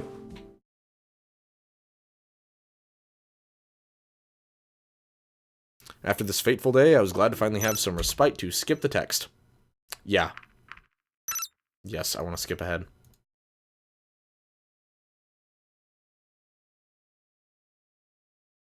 Seems there's nothing for me to do this morning. I guess they don't meet me at the police department. Not that I mind. Okay, so I'm gonna meet with Anna. Because, of course. Give my voice a rest. Guess she's here. Hey, Anna. Oh, she's crying! Hey. What's going on? You sounded pretty worried on the phone. Worried? If I was worried, it would mean I was afraid of something that might happen, but I'm way beyond that. I know exactly what's going to happen to me. It's over. It's all over. What are you talking about? First they came to my lab, and now they went to my home, too. Who did? The police! They raided the place! They want a warrant and everything! I already know that they have all they need to convict me. I'm going to die in prison. Why? It's because of those tests I did on you. You will die in prison because you looked at my fingernail under the microscope? I'm a bit confused. Why don't you start from the beginning? Alright. This goes years back, and you already know half the story. I was a brilliant mind who had skipped years in school and was on the fast track through university, with an incredibly lucrative career in front of me. You wouldn't believe the offers I had based on all my accomplishments. I was still in school and already solving problems that no one had even touched before. I had so many awards lining my shelves that new ones just went straight to the trash. I didn't need them, I just enjoyed the challenge. Besides, I couldn't care less about what some old people thought about my work, as if I needed their approval. I was already more than any of them could have ever dreamed to be. The next problem I was going to tackle was an incurable disease. I started my research, but in an ironic twist of fate, I ended up contracting that very same disease myself. Whether someone had not been following health and safety protocols as well as they should have, or if I was just unlucky, I'll never know. But the reality was that I now had a disease that was treatable, not curable. Despite having helped an incredible amount of people with my work, I was now the one who needed help, yet there was no one who could help me. No one but myself. I was already planning on working on a cure anyway, and what better reason could there ever be than doing it to save myself? I told no one about my affliction and set out to do what many others had failed to do. Any materials I needed to start my work were easily acquired just by waving my status around. I had free reign over my own lab. I could have even gotten assistants if I wanted to, but I knew they would only be liabilities. I even had a few good leads for ways to combat the disease. although the one that I chose to pursue was not exactly legal. Not without prior approval by the council. My research was promising, though, and while I submitted the paperwork, I knew that these things always move slowly. Being pushed through the various boards and committees could have taken months, if not years, depending on how generous they would be. I just couldn't afford to wait that long, and I was working against the clock. So, while waiting for the paperwork to be approved, I had already started with my work. I fully expected them to approve it eventually. How could they not, given that I was tackling an incurable disease? The method I was going to use was not necessarily a new one, but it was controversial. It didn't even cross my mind that anyone would object, seeing as I would cure thousands, if not millions, of future people. But I was younger then, and a little more naive than I am now. In the end, my whole project came crashing down in flames. The proposal that I was sure would be approved was ultimately rejected, putting all the work I had already done into jeopardy. I had already made good progress at the time, too. After the rejection, there was going to be an inspection of my workplace in order to determine the progress I had made on the project, which they assumed had been within legal bounds and didn't include the controversial things outlined in the paperwork. Of course, that meeting was just going to be a pretense, because I knew there were already rumors going around about what really went on in my lab. In the end, I had very little warning. Thankfully, I managed to dispose of most of the egregious evidence before they arrived. They found proof of my wrongdoing, but since they didn't find evidence of how far I had already proceeded, I was able to deny most of their accusations. Using the controversial method when it hadn't been approved was still seen as a very grievous offense, however. I was charged and sentenced harshly, though the sentence was suspended due to their lack of evidence. With all I had done for them, they knew better than to take away my license, and I was able to continue work in other areas, under the condition that it was within a council-owned facility. I see. So I assume those tests on me were against whatever conditions they set for the suspended sentence. Exactly. Why didn't you just do things the proper way and wait for the paperwork to clear? Before my paperwork would even get through, you'd be long gone. Using you as a test subject would have been a process that the council would have to discuss with humanity. As such, there might have been another trade agreement and who knows what else. I just didn't have the time. Quite frankly, I didn't even know how much longer I have left. This is my death sentence. You thought my test results would help you find a cure? And that's never going to happen now! How did they find out so quickly? It's not been that long since I came to your lab. It wasn't just those tests. There was Reza, too. Dude, her with, like, tears in the corners of her eyes, that makes me sad. Like, I'm legit, Oh, I'm feeling bad. The last drop. Why is the rum always gone? It's not rum, it's beer, but whatever. But Reza told me he didn't give you any of his blood when you asked for it. Because that's not what I got from him. And this is my life we're talking about. Do you think I didn't spend hours on the ground in the hallway of the facility after Reza's first visit, trying to find a stray hair or anything else I could use? Or that when I gave him that first generator, I didn't try to graze his skin just enough so I could salvage a few skin cells? How'd they find out about all this? It was Damien, my assistant, that piece of shit. He was blackmailing me. Why? Because he's jealous of me, jealous of my success. He found out what I was doing with the stuff I could salvage from Reza. I didn't mind giving him what he wanted, though. I just wanted to live. When he died and the police searched his apartment, they found all the evidence he had on me. And now, everything is coming down. I will be punished to the full extent of the law, and I will die in prison. My work will forever be tainted. Not that I'll care about that when I'm dead. Do you remember that childhood friend of mine I told you about? I never wanted to end up like her, but it seems not even I can do anything to escape that fate. Maybe I deserve it. Maybe it's my punishment. I have to die like she did because I left her. I will spend my last days bedridden in a prison cell and no one will visit me or care. And you know what? With all that data I got from you, I might have actually found a cure. Jesus, Anna. Christ. I don't want to cry in front of you. I don't want the attention or the pity. I don't want it. I didn't cry back when I was diagnosed, and I'm sure as heck not going to cry now. She has cancer? That's what's going on? You have cancer. How do you know that? I saw your treatment plan when I was waiting for you on our date. What? How dare you look into my personal belongings? Hey, I wouldn't have if you didn't keep me waiting. So what? That doesn't give you any right to look into my stuff? It just happened, okay? Now you show your true colors, Jimmy John. You're just as duplicitous as our government. They keep talking about how they care about everyone, yet that wasn't what happened to me. It's their backwards rules and traditions that now demand that I die. The same rules and traditions that would make them worship you just because you're some stupid old legend. You know it used to end in it. You know it and use it to your advantage to arrange this one-sided trade with us. That wasn't me. It doesn't matter if it was you in particular or one of the other humans. You still work for them, don't you? You look into things you shouldn't, and Reza does whatever the heck he does nowadays. Why did I even come here today? To have another knife driven into my back? I'm just not sure why I ever expected anything different from you. It's not like that at all. Oh, really? Prove it! Where I come from, we can cure cancer. If you come with me... You can? Are you saying that if I went back with you, if you smuggled me out, that you could cure me? We have the facilities. If we had the power from the generators we asked for, we could. Are you kidding me? Because if you are, I'll... No, it's the truth. Maybe we could work something out. I'm sure humanity would not object, or maybe we could just give you the technology or the necessary method. We've already cured cancer, so there's no need for you to die. Why would you do that for me? You know I didn't care about you. I just wanted your blood, your data. Just anything that would help me save myself. And that's exactly what I'm going to give to you. Why? Nobody has ever cared about me. People were always willing to use my research, but I was just a machine to turn out results for them. That's what all the awards were for. I admit that I was selfish, always. Yet I did great things. At least that's what everyone kept telling me.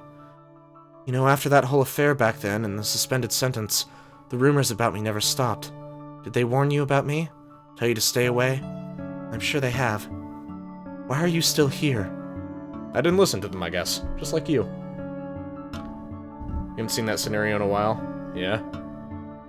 The Council, Damien, Remy, they were always sabotaging me. If everyone just left me alone, I wouldn't even need your help. Why couldn't everyone just leave me alone? When they gave me the manager position at the facility, that was just to distract me even more, giving me free reign over the lab so I'd be tempted to do something I shouldn't. How could I not at least try?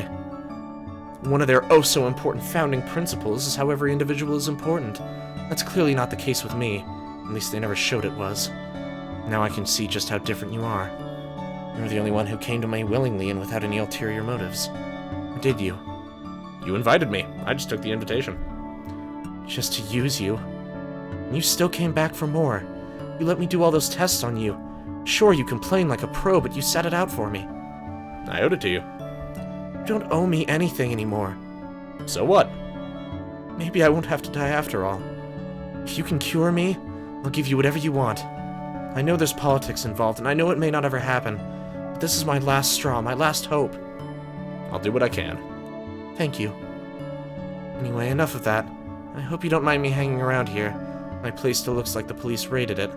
Oh wait, that's exactly what happened. Do you need help cleaning up? No, I can pay someone to do it later, I just don't want to be there right now. Nice apartment you've got here, by the way. Not quite as fancy as mine, but this isn't bad either. I guess the council treats you nicely, huh? Hey, it wasn't my decision. Oh, you're such a VIP, aren't you? It can't be that important if your apartment is nicer than this. Besides, after your rhetoric about being wild and all that when we went on our date, I assumed you were more the type of person who just lives in a hole in the ground. That's not what I said. I told you I can appreciate all kinds of different experiences. I could survive in the wild if I wanted to, though. Do you want to know what I did on my last vacation? I just started walking in a random direction. I spent a week in the wilderness before I came back. It must have been an adventure. I wouldn't be able to do that without tools. I could give you some tips if you'd like. Not sure if I'll ever need them, but I guess they could come in handy. Actually, there's one tip that should take care of everything. Let's hear it then. Just be a dragon. Then you've got everything you need and don't have to rely on tools and other stupid stuff. Yeah, that's super helpful. How do you think I'm supposed to do that? Not my problem. Oh, dude, I like this character. She's cool. Actually, can you tell me about your advances in genetic engineering? Maybe you could make it happen. My personal ones? I was speaking more of your society as a whole, but if you have personal experience, that could also be interesting. Wait, her goggles are missing. When did she take those off? I don't think she's had those for a while. Like, a while. We could do so much if we wanted to. Cloning, genetic scrambling, or hybrids of our various species. Heck, we could even create a new species if we wanted to, but that's not going to happen anytime soon. Tampering with genetics is not allowed. Why? Our enlightened society does not see any value in it. Besides, you know about our creation myth, right? One about a human creating you? Yeah, that one. It's the only one we have. Anyway, we are not to tamper with the perfect images after which we were created. And what would those be? The belief is that each species was molded for particular tasks or a particular role in our society. When she's at the facility. Oh, okay, I must not have noticed then. Really? Some of them aren't even wrong. It suggests certain species should go into certain jobs because of their naturally higher aptitude for those fields. Can you give me an example?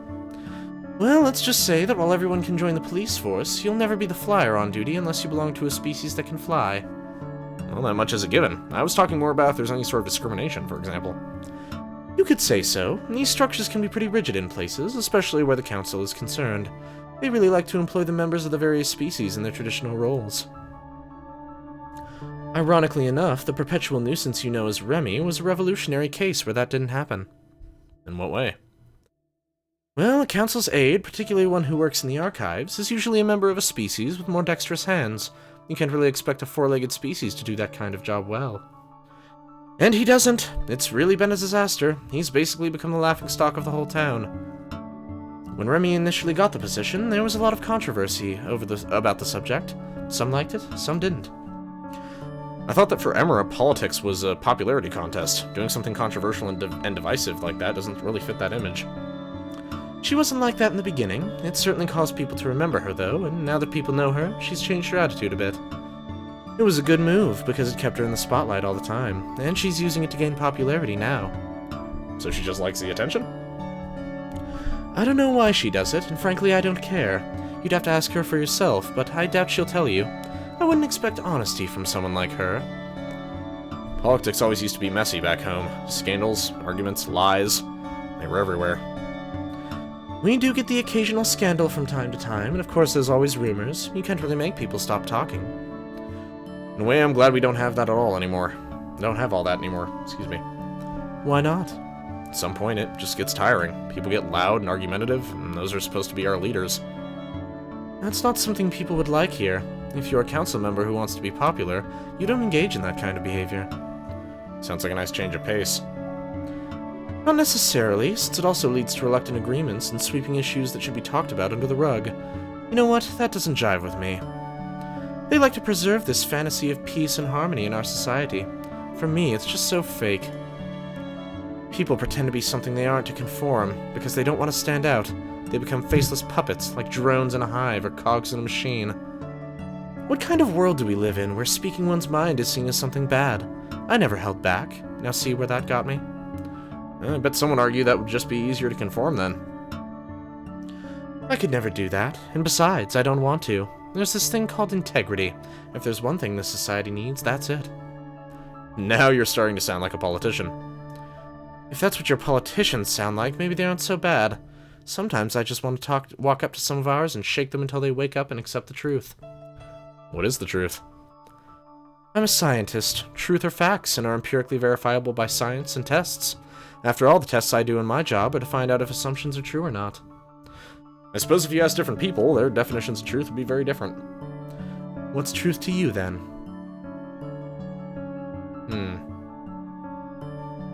It's a good question.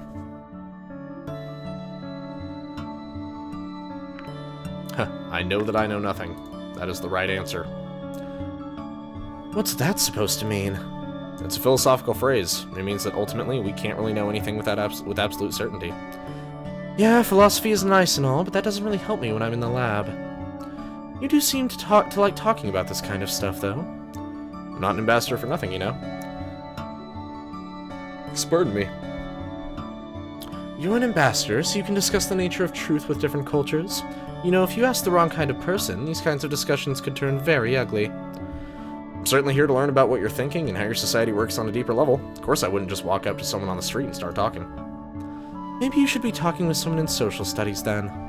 Not necessarily. Even if someone like that gave me their opinion, it's still important to hear the people's voices themselves. Okay, anything else you want to know? How much do you really like me? That's not the kind of question I was expecting. You called me when things went down, and you say you don't really know anyone else. So what? Is it that hard to admit that you like someone?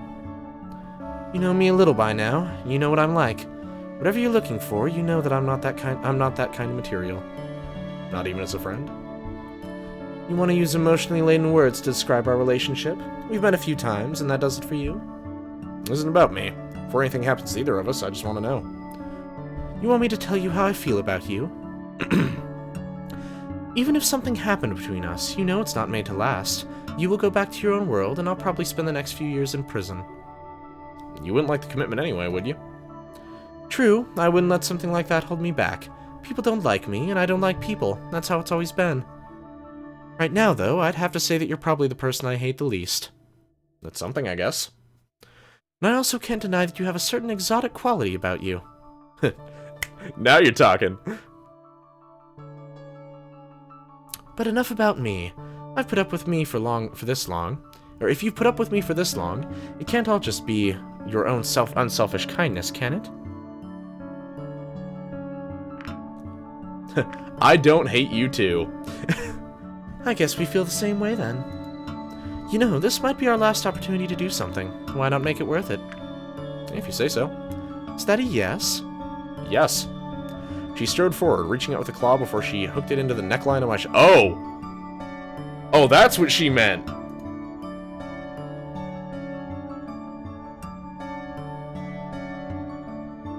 Okay, that's cute.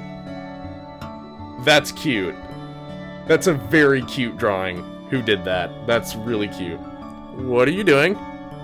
Well, we have to take these off. Okay. Is this still safe for Twitch, Grant? Can I trust you that this is safe for Twitch and also for YouTube? Should I? Is this... Not like that. You'll ruin them. I'll do it. Alright. So fussy. Yes. Okay. Good. Another free day. Yay me. Okay. So the question is, did we fuck though? Is that what's going on? Is that what's to be implied? I think that's what is implied.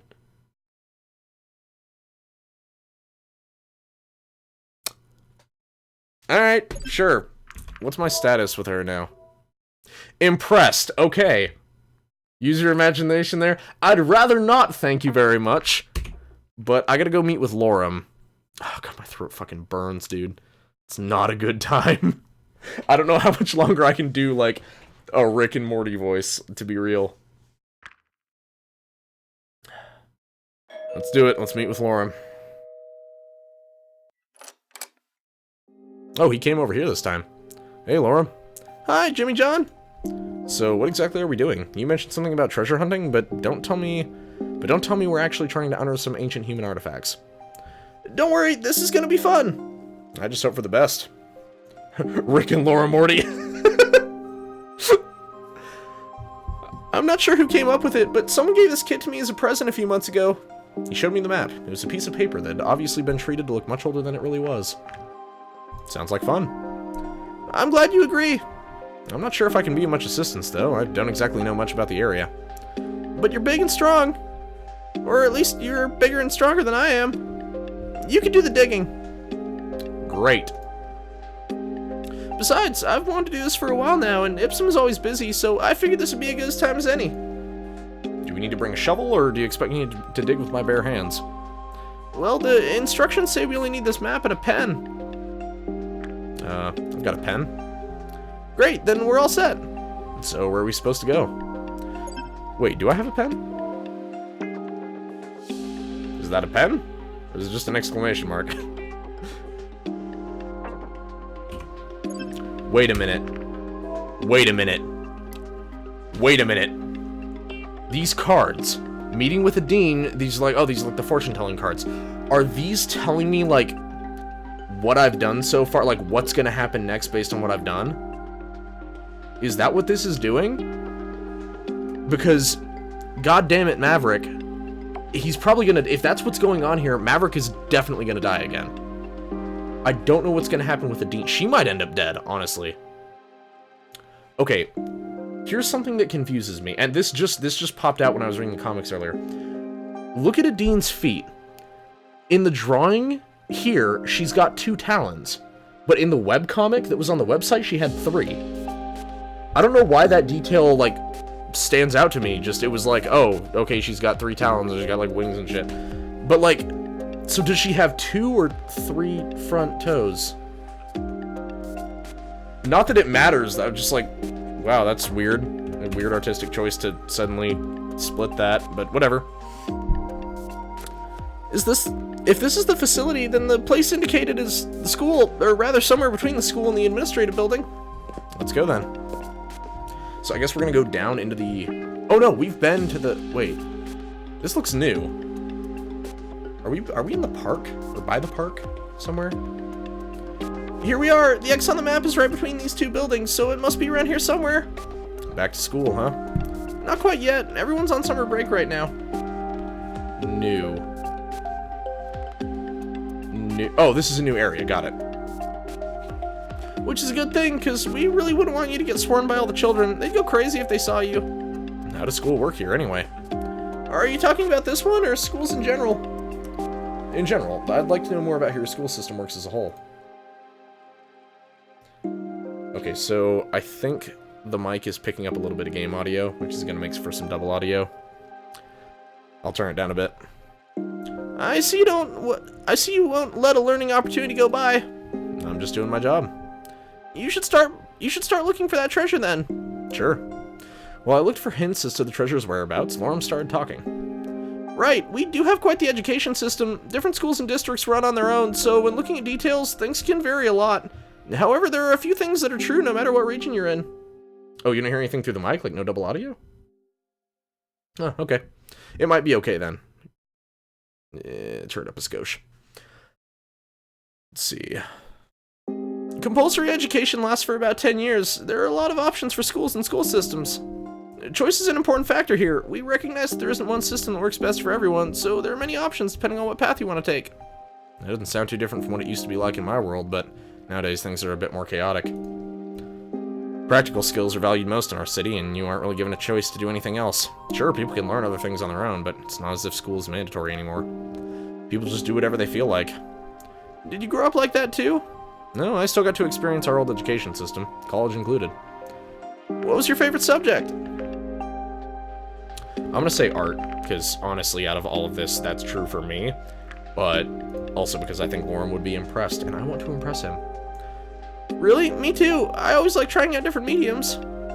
I tried sculpting again recently. What for? Art doesn't need a justification. But anyway, it helps me visualize what the characters in my game should look like. Can't you do that with a computer? Sure, but working with a physical medium makes things easier for me. Instead of working with an interface, there's only my hands and a lump of clay. No technological gadgets required. Oh god, this is really fucking up my voice. I don't know how much longer I can go tonight. I could probably finish this run, and that would have to be it. I see. Do you find anything yet? I sure haven't. No, I feel like we must be missing something. Maybe, but the map clearly marked this place. You could see it for yourself. Yeah, the X definitely points to this alley. Then it must be here somewhere. Let's see. Really good plan. Yeah. Let's investigate the water trough. Maybe it has something to do with the water trough and the faucets. Maybe. Let's check it out. We walked over and looked inside the water trough. Inside, the dirt was already a few inches high, clear indicator that it had been cleaned for a while. I guess the janitor is on summer break too. Or maybe they left it here on purpose because our treasure is inside. It's all dried up though, way too hard to start digging.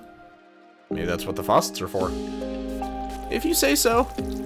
We turned on the faucets and watched as the trough slowly filled with water. That should be enough. And now?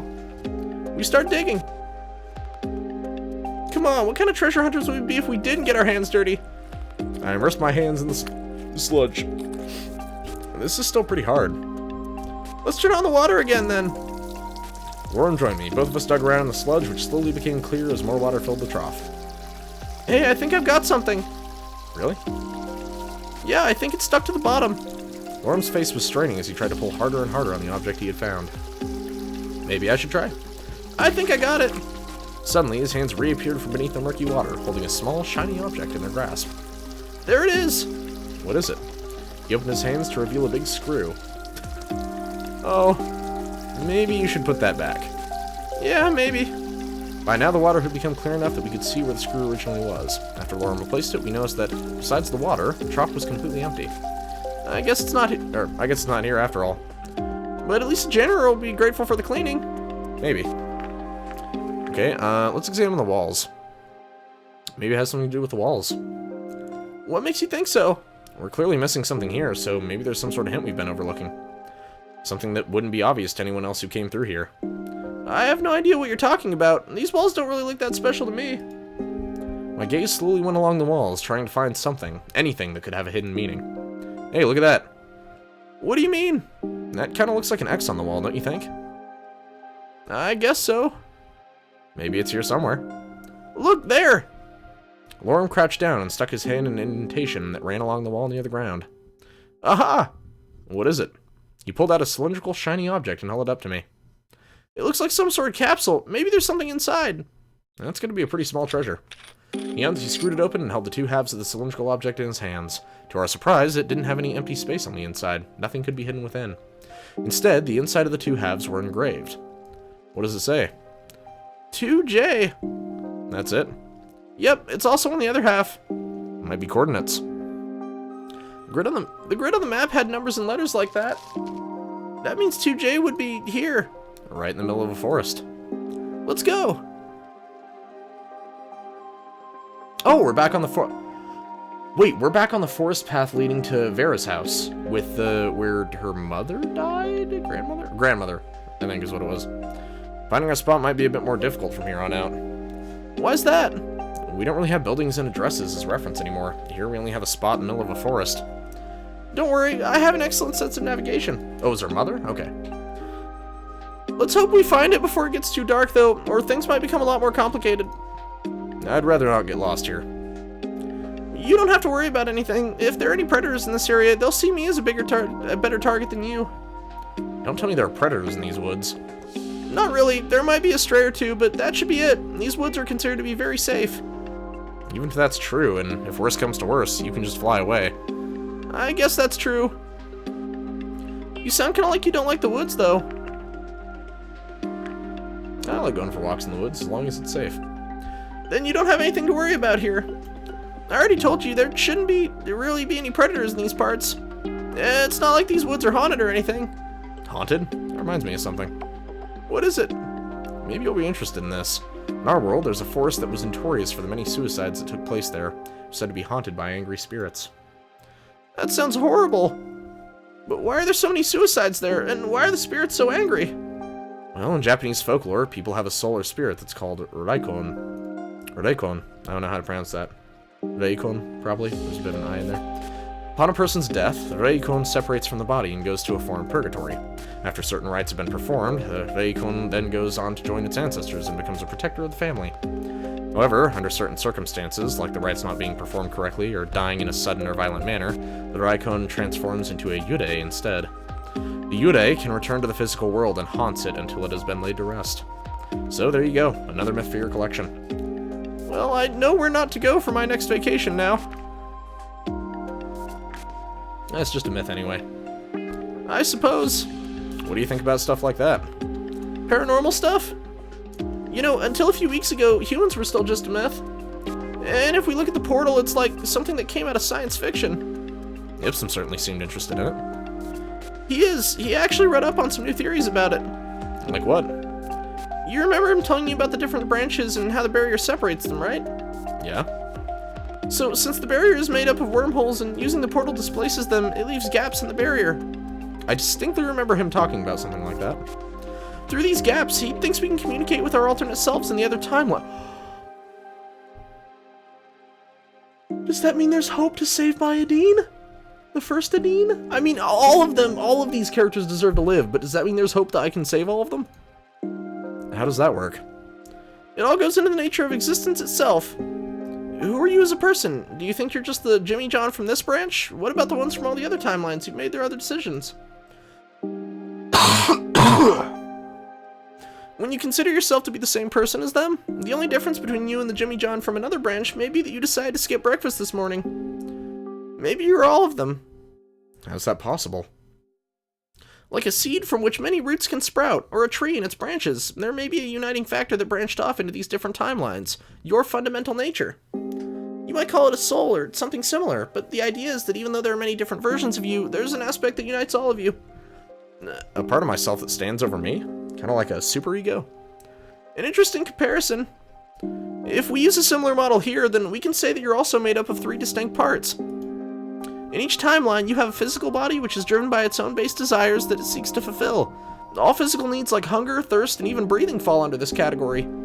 However, as a being with free will, you're also capable of making your own decisions. That includes being able to act contrary to what your body is telling you.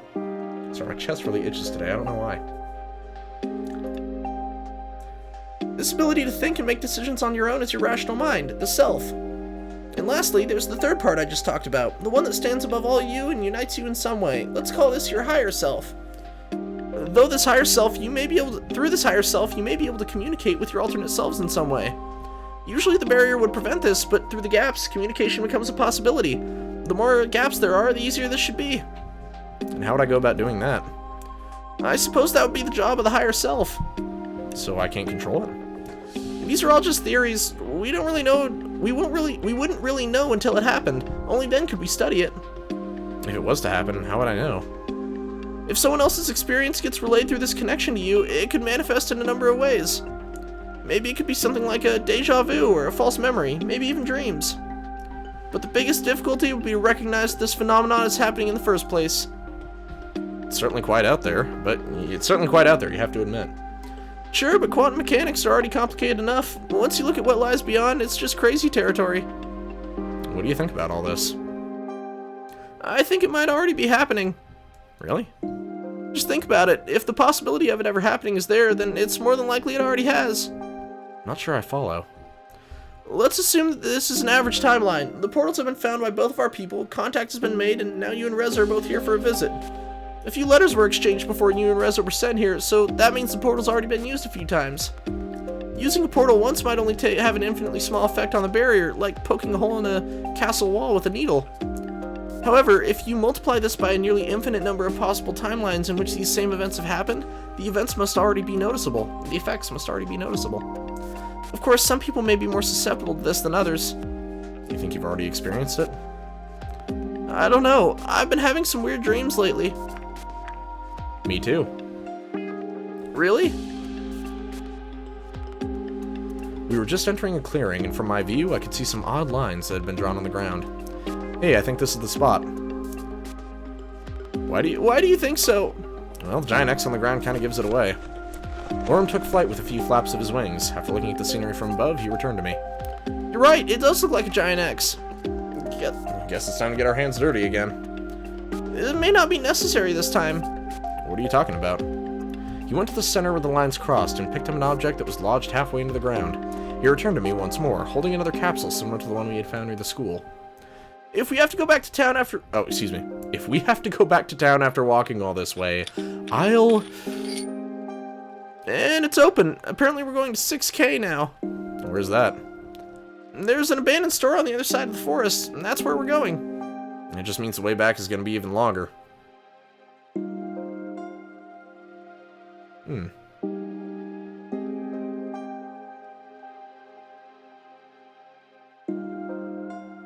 Weird. That is a trippy drawing. Hold on, look at this. So, it almost looks like they left guidelines in the drawing. Or like, it's sunk into... Oh no, it's water. It's filled with water. That's what's going on. Okay. Duh. God, I feel fucking stupid now. Are you sure we should even be in here? This is the place indicated by the map. No. I was talking about the building being roped off. Maybe that's just part of the game. Is the flooding part of the game too? Hey, you can give up if you want to. I certainly won't. Now, are you gonna help me find it or not? I guess. I just didn't expect that I'd have to get wet for this.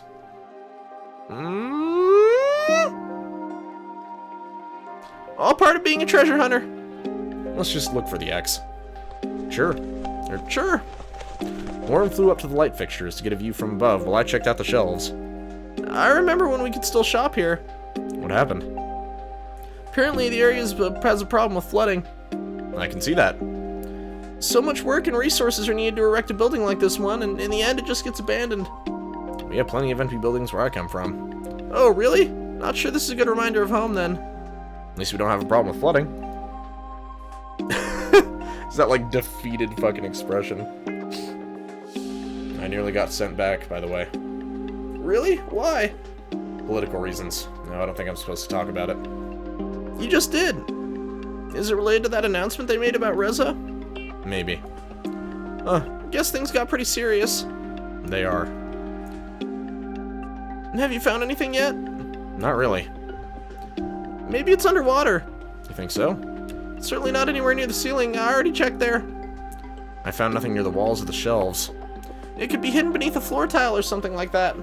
Suppose you're right. Let's do it. Alright.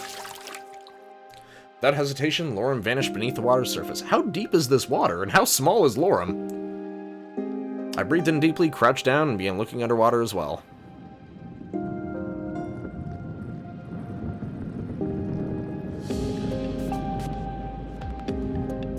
I looked around, but nothing seemed out of the ordinary to me. Just as I was about to resurface and get some air, I heard a splash accompanied by a loud thud. What was that? Lorem? Everything was quiet as I looked around for my companion. Wait! Is this why he's not... Is this why his status disappears? Because Anna's status disappears because she dies, like she gets murdered, right, in the other timeline. Is this where Lorem disappears? Suddenly, I heard frantic knocks coming from a shelf that was lying on the ground, half submerged in the water. I realized it was still standing when we came in earlier. As I waded over to it, it soon became clear that the knocks were coming from beneath. Lorem? Quickly, I mustered all my strength and grabbed the shelf, lifting it up until it fell over to the other side with a loud splash. Lorem resurfaced, gasping for breath. What just happened? I was looking underwater and suddenly the shelf just came down on top of me. Are you okay? Yeah, I think so. My leg hurts a bit, but that's about it. But I totally saw something. Let me show you. Without waiting for a reply, Lorem dove down to the water again, resurfacing just a few seconds later, holding an ominous metal box that had a large X on it. This should be it. Let's hope it's waterproof, though. From the looks of it, it is. We should go outside, though. It'll be hard to read anything in here. Sure.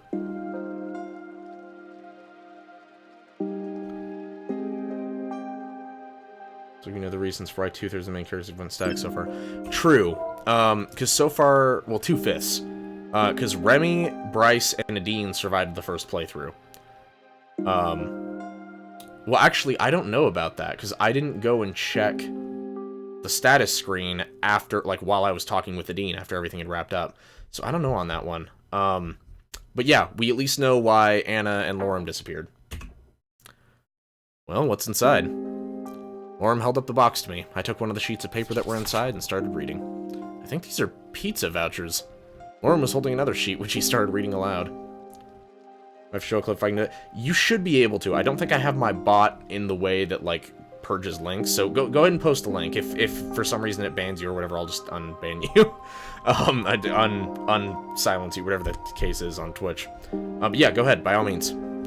Congratulations! You've solved Pantoli's Pizza's annual treasure hunt. Remember the code word enclosed for an instant rebate on your next order and a chance for the grand prize. You could be the lucky winner for a year's supply of Pantoli's Pizza. This competition will run until... Oh. What is it? It's expired. The treasure hunt, the contest, apparently all ended months ago. Can we still get the pizza? Well, I don't think that offer is still valid. I mean, we could still get pizza regardless. This whole thing has made me really hungry. I suppose this concludes our treasure hunt. What do we do now? Maybe we could see this experience as another reminder that the journey is its own reward. Wow, so you're telling me that Lorem fucking died for expired pizza coupons? Wow, that is really fucking sad. Or that the early bird gets the worm. You really want some pizza, don't you? That makes me wonder, though, why didn't they get rid of the hints in this box when the contest expired? They must have realized that people may still have these kits at home, even when the contest is over. If people went out looking for a hint in the woods and it wasn't there anymore, they might look for hours until they decide there was nothing to find. Or they just didn't care. You know, I'm slowly starting to lose hope in Pantoli's Pizza. Sending us here is really negligent. Who knows what would have happened to you if I wasn't here? Huh, right? Maybe this whole building could crash down on the next unlucky people who end up here. Maybe that's why it was roped off in the first place. But you thought it was part of the game. Maybe they should have put up a sign or something. While I was talking, Lorem walked towards one of the wooden poles that was used to rope off the building. He picked up a large rectangular object from the ground that was hidden in the grass. It was a wooden sign. Warning, do not proceed past this point. The treasure hunt is concluded and there is nothing more to find. Danger ahead. We could find the treasure, but not this huge sign. What does it say about us? I'm not sure exactly. We should probably head back before it gets too dark, though. We still have to go through the woods again. Alright, let's go. Do you want to pick up some pizza on the way home? I don't know.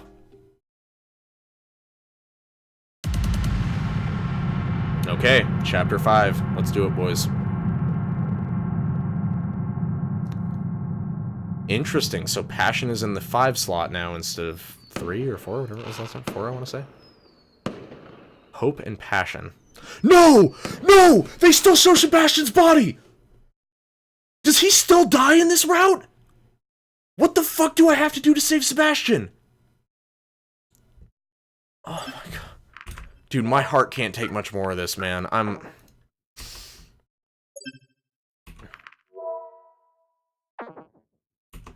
And after a night of turbulent dreams, my consciousness returned to the shores of the waking world. Today's the day of the big fireworks. Who should I bring? Anna, obviously. This must be her. Oh, check the status as well? Yeah, good point. No! Damn it, Grant! Why you gotta do this? No! So she's dead? You motherfucker! Not you, but the people who wrote this. I'm done. I swear to God. I am fucking pissed. I'm not gonna lie. I am fucking pissed. Why did you tell me to check the status? God damn it. Fuck. I probably would have seen it anyway, but oh my God. This should work. What's this? Yeah, clip. Okay. After a night of this was this is a clip you did of me. Okay. I see. Oh! No, you're right. Wait, where did Remy go? 'Cause this was... So, wait a minute. Maybe she's not dead. 'Cause Remy's status was abandoned, and then he disappeared. What's going on here? Maybe my absolute fucking rage is not justified yet. Hey, Jimmy John. Looks like you're ready to go. I didn't think you'd want to go to a community event like this one. Anything can be fun with the right company. With that argument, we could just stay here. I haven't seen the fireworks in years. With all the crazy shit that's happened to me recently, maybe they'll be a reminder of better days. Better days? You don't usually talk about yourself like that. It's because I just don't give a damn anymore. Who cares if you know that about me? Who cares if the entire town knows? I certainly don't. These days, I'm just trying to make the most of whatever is left. Alright, let's go then. Save real quick. After a few minutes of walking, we arrived at a rather empty-looking area near the edge of town. So much for the whole town being out to watch the fireworks. Yeah, I'm not going to those places. I'm kind of a celebrity, you know. Really? For better or worse, people knew about me. Of course they would, given my intellectual status. Or maybe you just don't want to be seen with me. No, that's not it. Actually, that could be quite fun. It would only be another reason for people to be jealous of me. Oh, I think it's starting. We waited quietly as the stillness of the night enveloped us. Soon I heard the sound of the first rocket making its way into the night sky, after which it exploded in a pattern of colors. More rockets followed, their thunderous noise echoing throughout the land. Interesting. So, oh man, what's going on with Adine then? I'm scared for my dragon girl, my dragon waifu. I'm terrified. Suddenly, a terrible realization hit me. Considering how public an event this was, and right, I've already seen that. Oh, it won't let me skip because this is, yeah. And I think we need to go, now. Really? The fireworks just started. I know where Reza is. We need to stop him. Speak for yourself. This isn't my responsibility. This is much bigger than you. Are you gonna help me or not? Alright, just for you. What do you want me to do? Fight him? I'm not sure if that would be such a good idea. I want to try talking to him first. If you can buy us time, maybe I could get some help. That'd be perfect. He'll be at the portal. Let's go.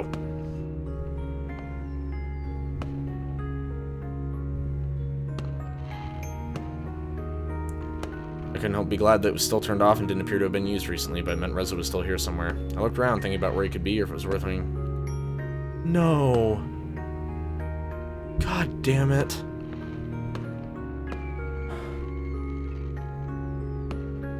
Fuck. That fucking sucks, dude. Okay, so you've gone through this whole conversation because he's a bastard and I'm skipping it. Maybe I can. Suddenly, Maverick and Anna appeared next to me. You planned this, didn't you, Jimmy John? Traitor! And to think I let you distract me with such a cheap trick, just because I thought there was still a shred of humanity within you. He pulled out his gun, not sure which one of us he should be aiming at. Just let me go and I'll forget this thing ever happened. You've got 6 bullets for 3 people. Do you think you can really do that, Reza? Do you think this is worth risking your life for? I've been risking my life for this ever since for every day for the last 2 weeks. What did you think? What did you think? What did you do during that time? Sip champagne in your nice apartment? Besides, this generator and the whole building came from our time. They belong to humanity. Suddenly, the administrator came out of the shadows in the hallway behind Reza. No, they belong to me. Oh no, excuse me. No, they belong to me. Confused, Reza spun around, aiming his gun at the newcomer who was slowly walking towards him. Who the fuck are you? Freeze! I said freeze! Want to waste your bullets on me? Feel free. You can't stop all of us. If you say so. Oh no! He pulled the trigger and the administrator fell to the ground with a dull thud that knocked her mask off. Okay, so she's dead. So he's okay, she still dies. Not that I cared too much about Zemna Namnanort. My first instinct was to run away, but as Maverick started charging, so did Anna and I. Oh! Fuck! He got him! He was knocked to the ground and Maverick embedded his teeth in the body before him. Reza was screaming. He aimed at Maverick's head and frantically pulled the trigger twice. The jaws dislodged and Reza aimed his gun in my direction. Out of nowhere, Anna tackled me, shoving us both out of the way just before Reza unloaded the weapon in our direction. Both of us were seemingly unharmed. By the time Reza was reloading his gun, Anna was already up again and running towards him. Just as he raised his arm to aim at her, she jumped and collided with him, causing him to miss his target wildly. She was on top of him now, raising a hind leg before slitting his throat with one of the large claws. Dude! She fucking cut his throat with her toe! That's crazy! Immediately, he slumped. Blood gushed from his wound as he helplessly squirmed on the ground, and horrible, distorted noises left his severed windpipe. Yeah, holy shit, Anna, Jesus. After a few seconds, his movement stopped and Anna returned to me. Yeah, fuck you, Reza, you bastard. Yeah! Oh, he's fucked royal. Are you alright? Yeah. We went to check on the others, but both Maverick and the administrator were dead. Damn it. That makes me sad, dude. I don't like seeing Maverick like that. Damn it. Okay, well, we're making progress. Only 2 characters died this time, so we're getting there. In the weeks that followed, the dragons prepared for the comet. I, on the other hand, spent more time with Anna as she opened up about her condition. When the time came, the dragons executed their plan, and by utilizing the underground building generators, the comet was ultimately diverted and never hit Earth. Even after they recovered and power was restored to the portal, I knew that I wouldn't be able to return to my own time, as the administrator, Izumi, had deleted the coordinates I needed to return home when she repaired the portal a while ago. While she had her own reasons for doing this, it meant that now my only options were to stay here, or to use the portal and the coordinates she had entered to travel back in time and return to the day of my arrival in this world. However, I wasn't very concerned about this at that moment, as I spent my time in this world accompanying Anna on her journey. For her help in stopping Reza, she was awarded the highest honor the council could bestow on her, citing her bravery and exceptional service to the community. As a result, the case against her was dropped and she was cleared of all charges. In the months that followed, I was with her during her cancer treatments and could only watch as her condition worsened by the day. By this point, she was living in a hospice and had become thin and weak as her disease had eroded her both physically and mentally. No! Does Anna die? What would the doctor say? Who cares what the doctor says? I know he sugarcoats everything. It's not going to be long now, or else I wouldn't even be here. I'm not sure if there's any sensible way to ask this, but we're talking about less than a week. Really? Besides, I'm the only one who's dying here, not you. No reason for you to be upset. She looked away from me as I saw tears welling up in her eyes. And to think that in your world you already had a cure for cancer. How pointlessly tragic. Yet here I am, being what I never wanted to become. No.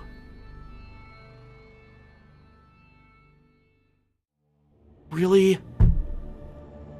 But at least I'm not alone.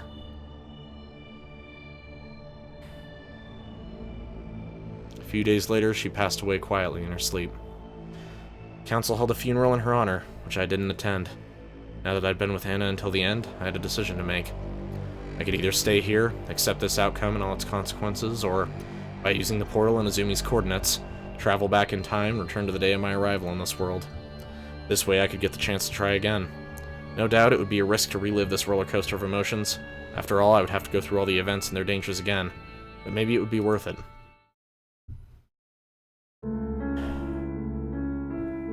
Shit.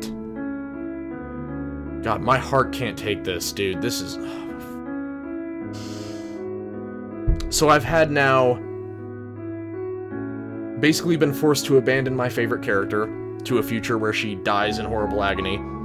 And now I get to see this character that I didn't like at first, but got to know and think was pretty cool, die of cancer in front of me after we thought we'd save the day. And Maverick still died, so... Oh my god. This hurts my emotions, man. I can't.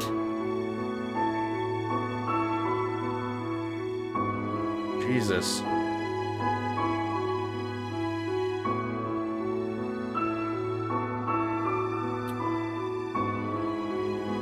Look at all that berry juice.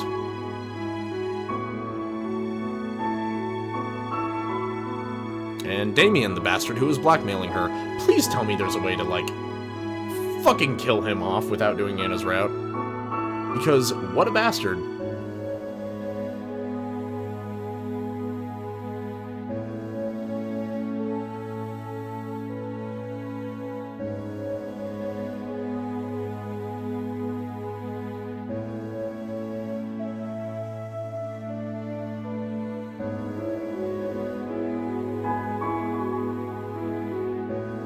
Dude, I would kickstart a sequel to this game. I'll be real. If the writers and the artists want to come back and write more, I'd be down. I'd really be down.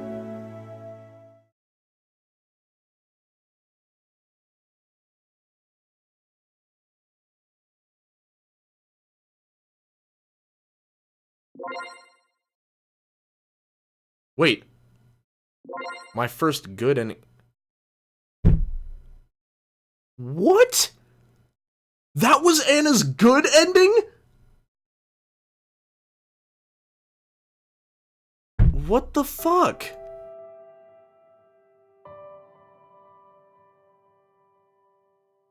Oh my god. Really?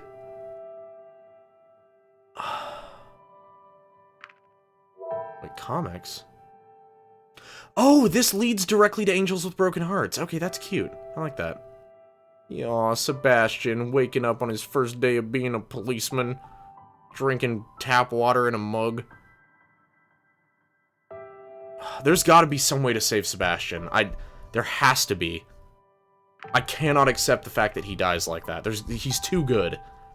There's gotta be a way to save him. Oh my god. Wow, we've been going for 2 hours now.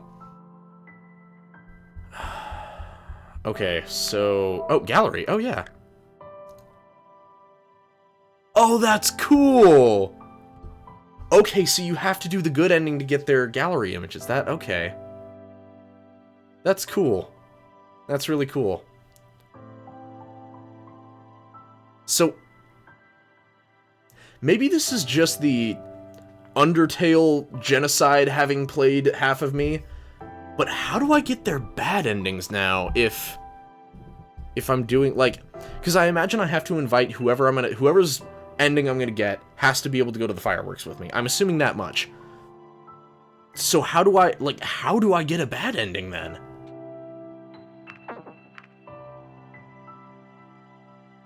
Holy shit, dude. Oh my god. Wow. Well, I've gotten Nadine's bad ending already, but I mean, like, how am I supposed to get a bad ending now that I've had a bad ending? Like, now that I've gotten a good ending, it's like, okay, if I have to get somebody to the fireworks... as far as I know, I did everything right with Adine. I don't know what I could have done on a first playthrough to get a good ending with her. So, maybe I'll have to look that up later.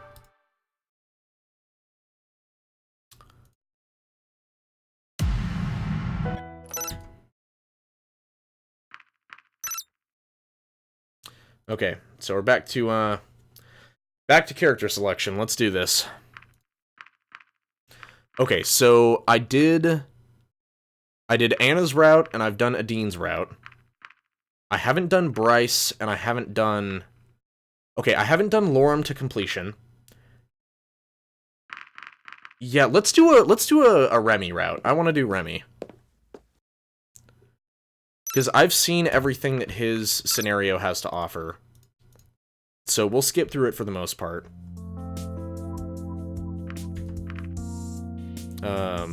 Okay.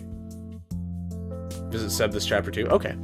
So, question then. To get Remy's ending, do I need to try to romance him? Like, do I need to, like, be forward and, like, try to romance him? Because that was an option in his 3rd chapter, was saying, is he your friend or do you love him? Is that how I get his good ending?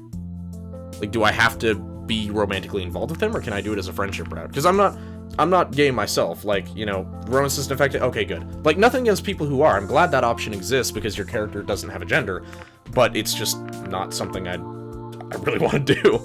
So, I'm gonna say, how about you invite me to dinner sometime?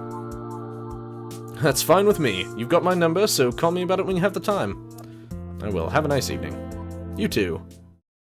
God, Remy's the best, man. Sure, but I kept his number just in case. Okay, yeah, let's go meet with Sebastian. Hey, Sebastian, this is Jimmy John. Huh? He just hung up. You're still here? I'm still on the clock, you know. Huh, well, I'm glad you take my security so seriously. Just doing my job, sir. I'm gonna say don't call me sir. Sorry, my bad. I haven't actually seen a human in flesh and blood before today, so it's kind of hard to tell. Actually, I just meant you don't have to be so formal with me. Alright. Anyway, did you need anything? It's pretty boring when I have to spend all the day on my own. I don't really know anyone here yet, so I don't know where I could go or what I could do for fun. Well, if it were earlier, I could have shown you around town, given you the tour, but it's getting dark outside, and I think most places are closed by now. Let me think. Do you like being outdoors? Yeah. Oh, me too. I feel like I shouldn't keep this stupid voice for him. Because he's nice. He's a... Like, he seems like a really genuine person, you know? Like, I don't want to fucking... I feel like I'm insulting him. I can't think of another voice, though, that would be more neutral and, like... No, I mean, I guess I could try giving him an accent, but I don't want to, like, accidentally do something offensive. Like, I haven't taken a dialect class, so... Like, maybe that would be wrong. Also, I like that his hat has little, like, buttons to hold it onto his horns. That's cute. I don't know, man. I'll stick with this voice for now, but I'm probably gonna try to come up with a different one later. We'll see. You want to go camping right now? Well, it might not be the best idea, but I'm not sure there's much else we can do at this time. Would it even be okay for us to just go outside? I'm supposed to be guarding you, you know. Technically, I'm still on the clock, but camping would be much more fun than just staying inside me guarding your door, don't you? Okay, why don't we do this? Because I had given him the voice of, like, Tolls from the fucking Film Cow Sanic, the Sargnarg the Hargharg video. It's kind of what that was supposed to be. Maybe a little bit too high-pitched, but... Point is, that's what I was going for. Maybe Sargnarg would be a better option, because he's more dignified sounding. Still sounds like a dumbass, but still more dignified. Besides, I'm supposed to accompany you wherever you go. You're not our prisoner, so of course you're free to go whenever you want to. If you want to spend a night outside and experience the countryside, not only could I not stop you, but I'd be obligated to come with you. So what do you say? Sign me up. Sure, let me just grab a few things. You know, some things, lots of things. I use lots of things these days. Ooh, this is a nice little campsite. This is weird. Why is the background, like, Why does it look 3D rendered? That's really awkward looking. What the fuck? Like, I can see the seam in the rock where the polygons don't quite mesh that well. Was this hand-drawn? So I don't think it was. Well, here we are. I'm surprised we even got a spot this late after what you told me. With a member of the police force and someone who's as important as you are, it's not really surprising. They probably regard it as an honor to be hosting us. So this is it? No tent or anything? Oh, tent camping would have been a bit more complicated to set up in the last minute. Is there any other form of camping?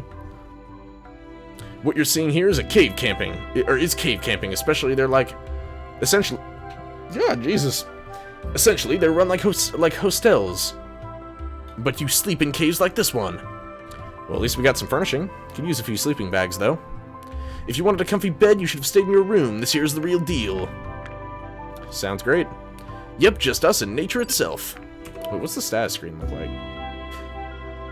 Oh, interesting. So he's... that's cool. Duty. He's the first one.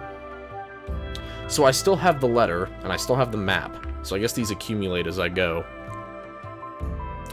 Good. Relationship with Remy is good. Nice. We even have some natural lighting in here. So much for the real deal. We could just sit in the dark if you'd prefer that. No, I think this'll do. Have you ever gone camping before? Plenty of times. I see. You know, I was kind of nervous when I met you the first time.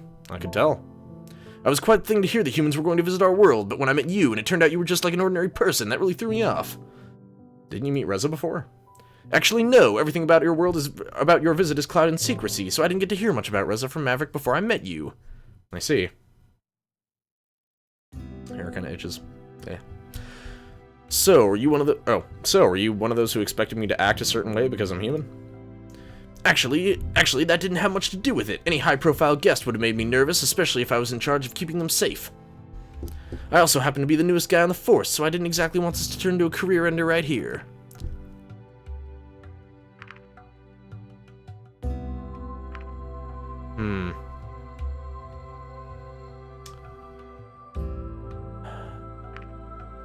I'm gonna go with the second option. Make sure it doesn't end more than your career.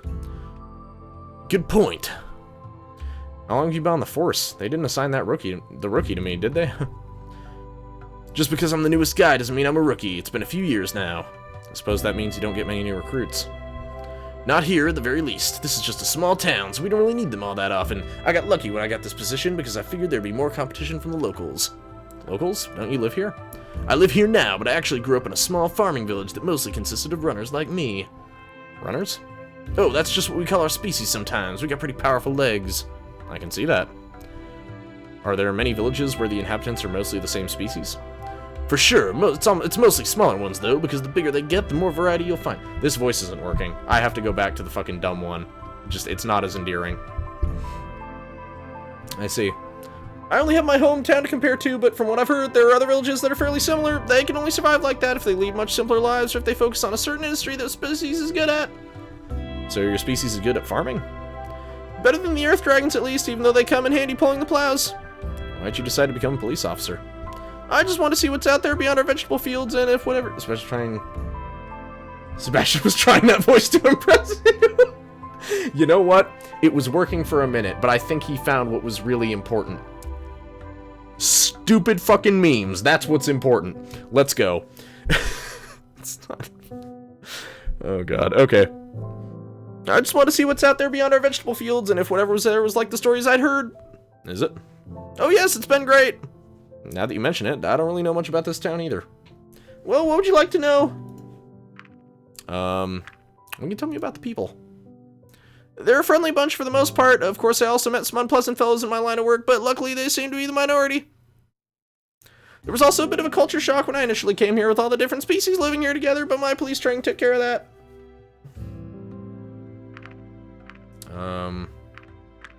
What's it like to work with Bryce? He kind of took me under his wing when I came here, and I've been working with him ever since. Pun not intended.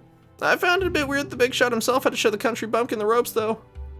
I thought he saw it as a challenge or that he wanted to scare me away, but honestly, he's been great. Everyone here trusts him a lot. What's it like having so many different... Yo, what can you tell me about the land? The land? Well, I hear they have fertile soil. Not as fertile as my hometown, though. I was talking more about if they have any sort of industry. Oh, I see. This town's actually quite unique because even though it's fairly small, it has its own production facility. With that, we basically have our own full production chain. So your one factory is everyone's pride and joy here? In a way, yes. It makes us fairly independent and keeps everything local. Have any special recommendations or secrets I should know about this town? Secrets? This town doesn't really have any secrets. Not that I know of, at the very least. Maybe you just don't belong to the inner circle yet. I think as a member of the police force, I'd get to see everything there is to see. Either way, I don't think there's anything special about our town. What's it like having so many different species on the force? Compared to my hometown, it's been quite an interesting change. On one hand, you get all kinds of different people with all kinds of different strengths, abilities, and backgrounds that can make your work so much easier. On the other hand, it also creates all kinds of new problems that I never would have expected. I won't forget the first time I had to follow a shoplifter who also happened to be a flyer. But hey, I'm not the only one who's been new here. What are your impressions? Good, bad, ugly? It's been fun so far. Fun? That's not something I expect you to say after we showed you a corpse on your first day. Hey, if Bryce said it had to be done, then it's part of the job. I'm not sure if it's a good idea by Bryce to take you to the crime scene, though. I know he's a hands-on guy, but that really wasn't much fun. Excuse me. My voice is gonna be dead tomorrow. I know he's a hands-on guy, but that really was a bit much. Pun not intended. If you need my help, I'm glad to give it. Fostering goodwill and all that. Well, at least you don't seem to be traumatized in the experience. So he says. Anyway, how about some fun? What kind of fun are you talking about? I brought some playing cards, a staple for any camping trip. I see. What are we playing? Just a little game called Bastion Breach. Ever heard of it? Can't say I have. We often played in the break room to pass the time. It's good fun, though things can get quite heated sometimes. Oh, heated. Oh, my. Do I need to change it to something more comfortable, Sebastian? What you gonna do to me? Let's go over the rules. Sure. Okay. As you can see, each of us starts with all cards of a given suit in their hands. Your diamonds and I'll be hearts.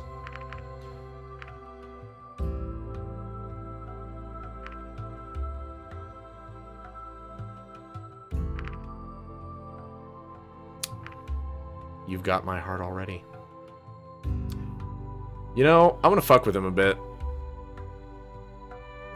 Is that so? Anyways.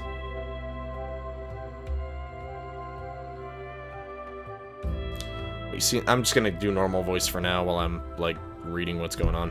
What you see in the center is the middle row, which is a line of shuffled cards from another suit. This way, each game is going to be unique since the middle row always changes between games. This is how the game works. We'll play around for each card in the middle row, starting with the one you see at the very left. During each round, we both decide which card to play and put it there face down, like this. Once we both played a card, we flip them over. Highest card wins the round, and whoever plays it gets a point.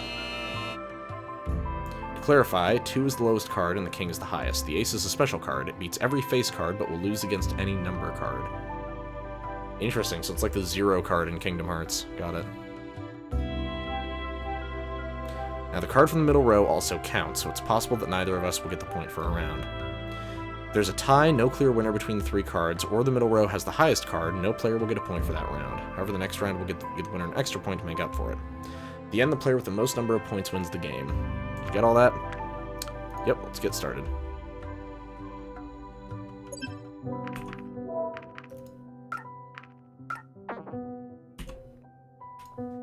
Alright, you ready? Sure. Don't worry, I'll go easy on you. Take all the time you need to make your selection.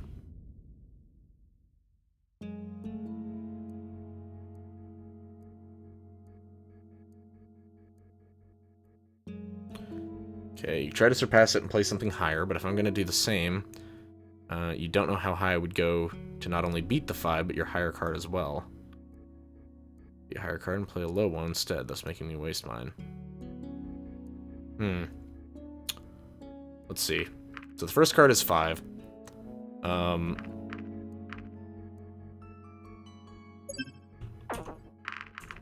You know, I'm going narrow field on this one. As you can see, I played a Lily 2 just to see what would happen. Getting to know your opponent and their tendencies is just as important as analyzing potential moves and strategies. First point is yours, but now we'll have to ask yourself, was it worth it?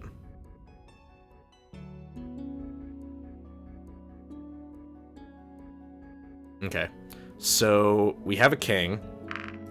I'm actually going to save my ace for later, for one of these two. I'm just going to let him take this. Looks like a tie. Of course, the only card that beats a king is the ace, but playing it here would be a rookie mistake. It's definitely a safer play to just get rid of a low card here. Okay. You know, for this one, let's see, we have a 6, a 10, so it looks like he's playing all of his low cards, so he's probably going to highball the next one. I'm going to let him have this point. Yeah. My point. Yeah, I'll let him have that. I kind of want him to play one of his higher ones. Okay, so here, I have to play a face card to beat it, which means he's probably going to play his ace. Oh, fuck, he did! Because of the ties. Damn it, you're right. I didn't think about that. Okay. So... I'm gonna play a jack. I'm gonna go high. Fuck! Don't worry, you can still win. I don't know about that. Let's see. Any card beats an ace. Fuck! I was hoping he would tie on that one. I was gonna say any card beats an ace except for the face cards. So yeah. Not looking too great for you. Yo, shut the fuck up, Sebastian. Are you serious? Can you still win? He hasn't played his ace. He just won. Yeah, that was kind of obvious. Yeah, I don't think I can win now, because he's got 2, 3, 4, 6 points. I would have to get every single one correct at this point. Damn it, yeah. Yeehaw. So, that's game. Jesus Christ.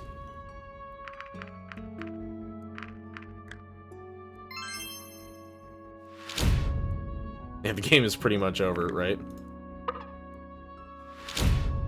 How's that a tie? Oh, because neither of us beat it. That's it. Sorry to say this, but you just lost. Yeah, I noticed. Because I can't help it. Okay, let's load then, because I saved right before the game started. I am save scumming this, because I want to beat this. Okay. So, I don't know that it's going to play out exactly the same. So I'm going to lowball it. So we're going to tie. Now, if I play an ace, I'm guaranteed 2 points. Wait, really?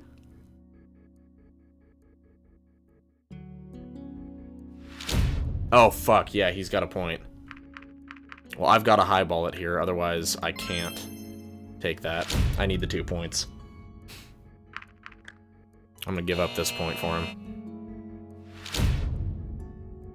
Okay. I'm gonna roll high. Ah, fuck. Barely beat me. Okay. Well, anything beats an ace, so I'm gonna go low ball on that. Oh, fuck. He won that round. Okay. Let's go queen for this one. Okay, now if both of us lose to this round, I can still play my jack. Good. That's what I wanted. So I can play my jack, and I should be able to take this round. Fuck, I forgot he had a king. Damn it. So yeah, there was no way I was going to win that anyway. This exchange is going to be bad. Good news is I've got higher cards than he does, so the best he can do right now is tie and guarantee me a point. Thank you. Because he's got nothing, so I can get the one up here. I'm going to guarantee the point for 2.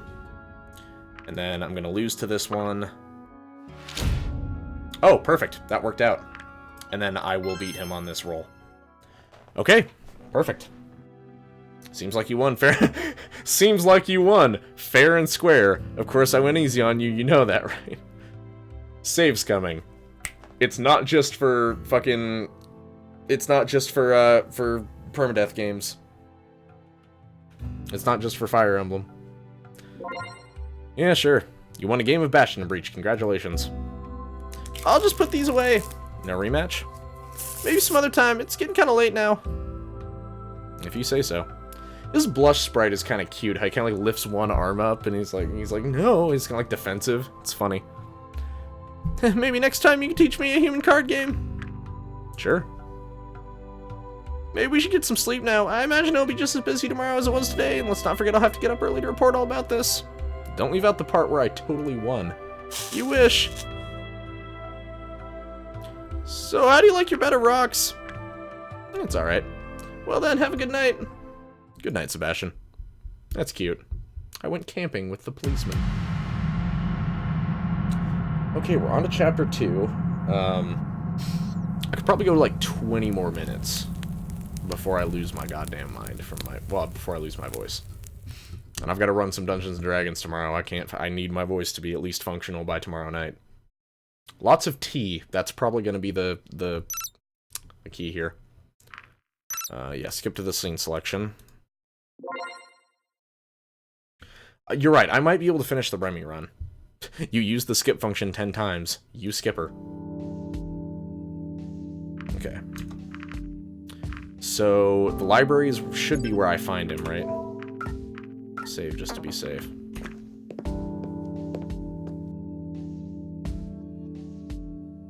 Reza, what did you want here? Hey, it's Remy. Told you it's not here. Dean, yep, so they're gonna have their so I've already seen this conversation. Oh, hello, Jimmy John. Good to see you. Do you need anything? Okay, so I asked what Dean wanted from him last time. I'm gonna say, how are you doing? I'm not sure, to be honest. There are a lot of things on my mind right now. Like what? I'm not at liberty to discuss them at the moment. I'm supposed to be working, you know. Has Reza been here recently? Reza? He's visited quite often since he arrived, actually. Till a few days ago, that is. Let's skip this. And Adine... I've already seen... Okay. So, I think that gives me one... That should give me one visit for him. Except for something in the park in this investigation. Okay, let's go back to the park, then.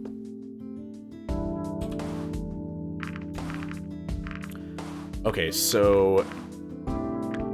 Maybe I just need to search the shrubbery multiple times. Yeah, here we go.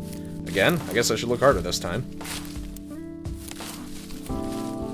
I was kind of wondering that yesterday. I was kind of like, should I have searched that multiple times? No, it seems there's still just dirt to be found here, and I don't think I'll need more than I already have.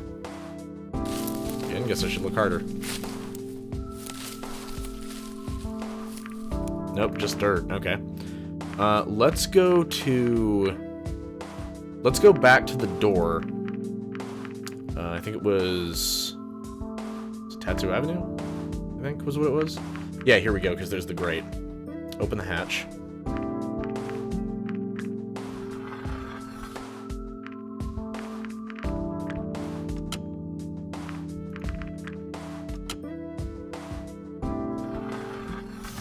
Okay, so we do this shebang. Well, I've already got the bandage from that. Examine the fallen leaves. Well, there was the fucking weird person sitting on the bench. Hello. Bramavian.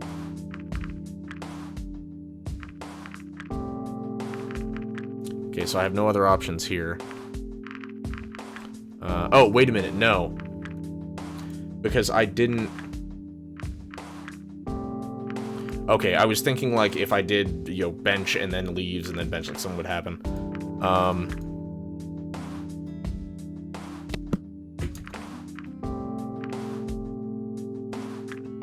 Let's approach the dragon.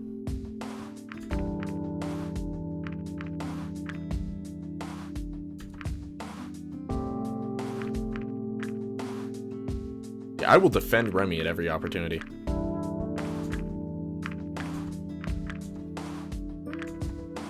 Okay. So that's all been done. What happens if I go back again? Oh, I can't go back. Okay. Find our pavilion. Let's do this. Maybe I need to search the pavilion more than once.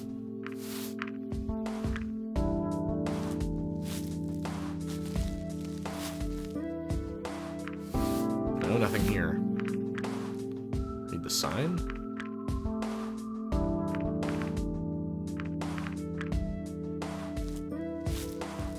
Maybe the bushes again? Oh, I found something. It's a round, sharp orb about the size of a glowing ball. A smooth orb. Not sure what it is, but I'll take it with me just in case. How mysterious. Wait a minute. Didn't one of the characters mention that a little bit ago? What if I keep searching the shrubbery?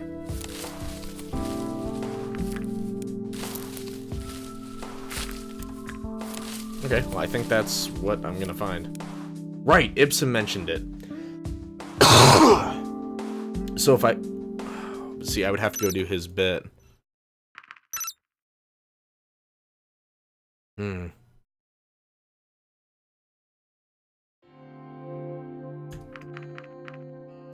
Okay, so let's do one with Remy.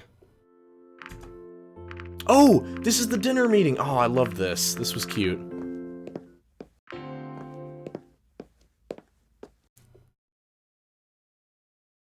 Remy or Anna right now. Okay.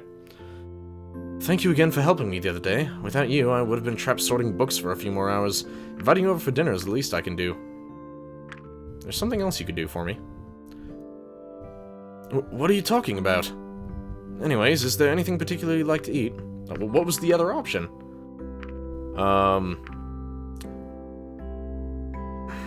I forgot there were so many options to try to fuck him. Oh my god, okay. How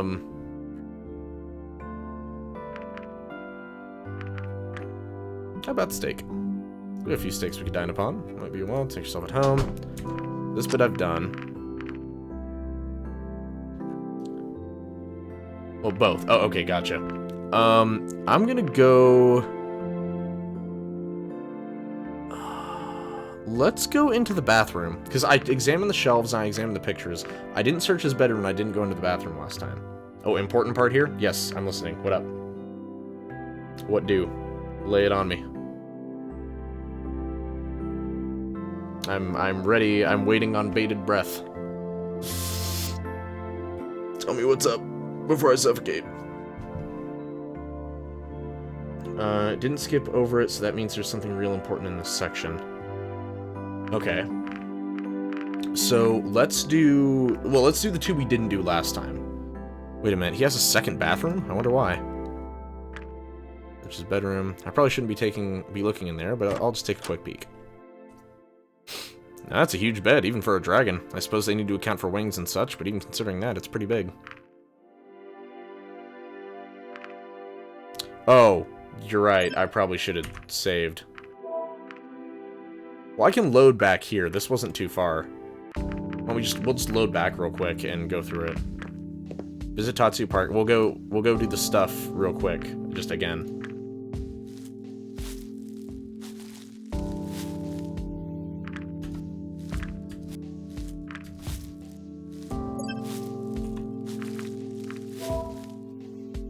Oh wait, no, I have the orb.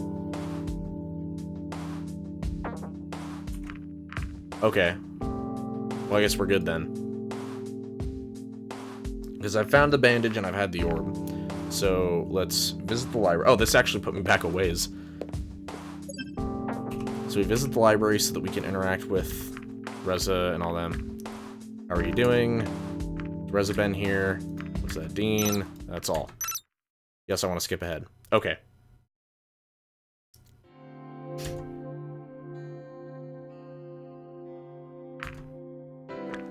Okay, so we're gonna meet with Remy. Save the game. Okay. Wait, what did he say right here? I don't want to piss him off. I think it would have been to Sir Mr. That's the least I can do. It's no problem, really. Besides, I'm also here to learn more about your kind. Spending time at the library is only appropriate. Yours regardless. Okay. You know, I want to ask about the vegetarian option. Interesting that you say that. Are all humans vegetarians, or is it just you? Only some humans are vegetarian. I see. Luckily for you, I didn't want to assume anything, so I got us some meat-free steaks for the occasion. This might take a while, so make yourself at home. With those words, Remy walked into the partially walled-off kitchen. There was no door, so I saw him opening the fridge and take out 2 steaks before he set them on the counter. Soon after, he was already preparing the various ingredients with his somewhat clumsy paws. That's adorable. Skip that, though. Okay. So let's save here. So, I've looked at the pictures. Just out of curiosity. I had to get out of here in order of an awkward goodbye. I hurried to leave before she... No! Do I get an achievement for that? That's awful. Oh God, I feel bad even just joking about that. Okay, let's do... Because I thought I looked at the pictures last time. Because I've only got so much time to do this. Let's see. Wait a minute. No, because I did that last time and it didn't really change anything. Fuck. Going too quick. Okay, let's look at the pictures multiple times. It was a red dragon. Oh, I guess it was a female of young adult or college age, though I wasn't sure as it's still hard to tell.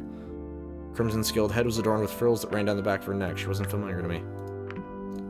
Remy. Here we go. The last of the 3 pictures was of another red dragon, who, as far as I could tell, was a fairly young member of its species. Reminded me of a younger version of Remy, although without his typical accessories. Yeah, so that was an achievement there. You looked at Remy's pictures, creep. Fuck off! They're cute, and he had them on his table. The bathroom door opened and revealed the white dragon. As he approached, I felt my stomach grumble quietly. I barely heard the muffled sound, but when I saw Remy's ears perk up, I realized he had more sensitive ears than I expected. Hungry already, I take it?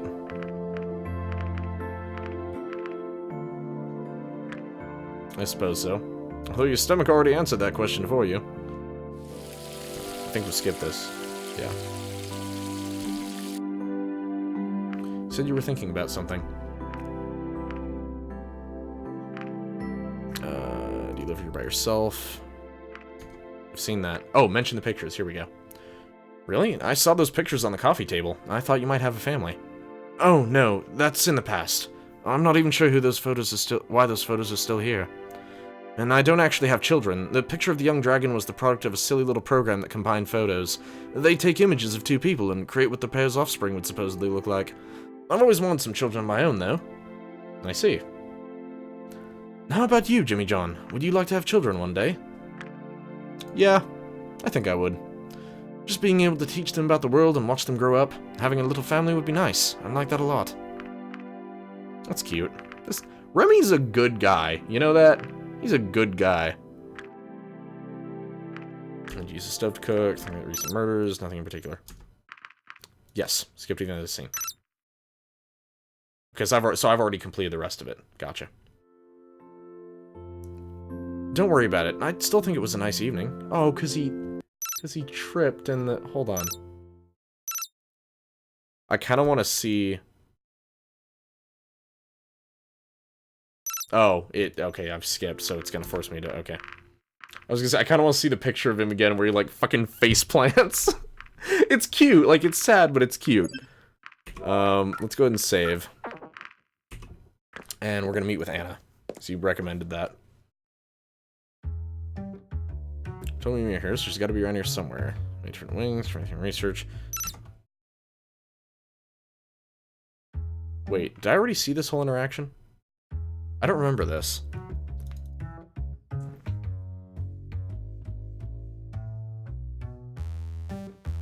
You've heard the rumors. So you come to me on the basis of rumors? Is that how you operate? What do you want from me? This is not the first time you've been in trouble, you know. They might not be so lenient with you this time. Wait, no, I have already seen this. Never mind. Yeah, skip to the end of the scene. Yes.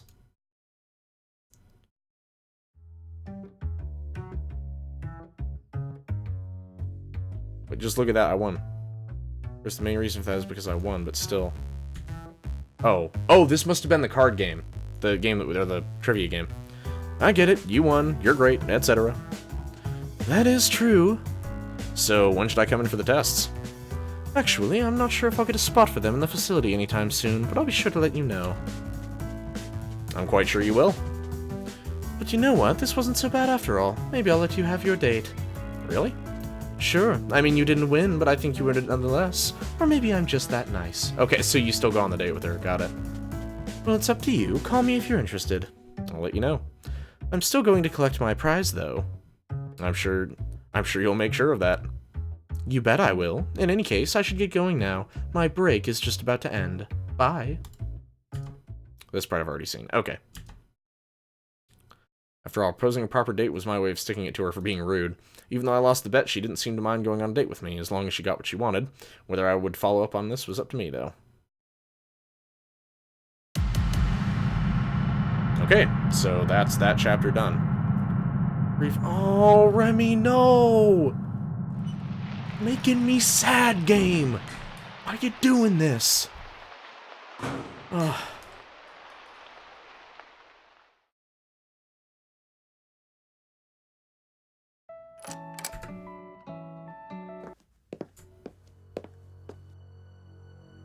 Wait, is this Anna? How about her assistant? Well, that's it. Okay, so, oh, gotcha. Okay, so by visiting Anna, that keeps her alive so that you can, so that Damien dies instead. I see what's going on here.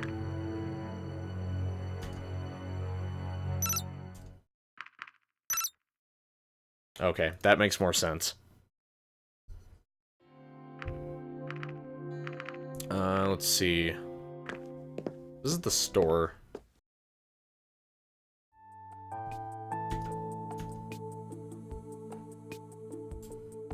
We got Papa Franco here, running the store. Oh, this is new. You know who I am?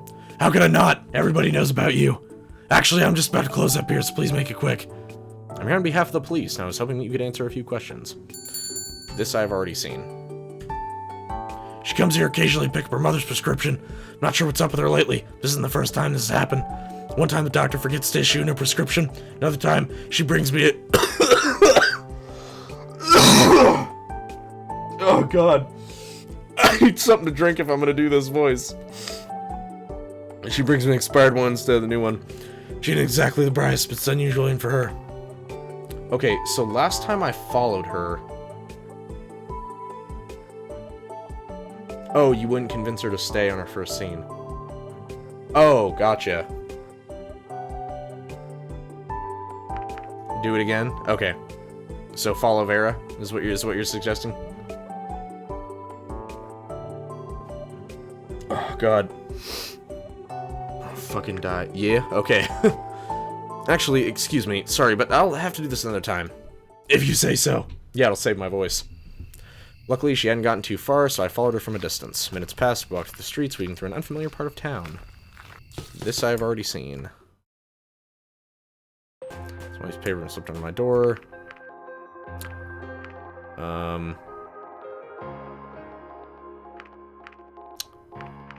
I guess I've done both of these, so I'm gonna go ahead and go to the portal this time.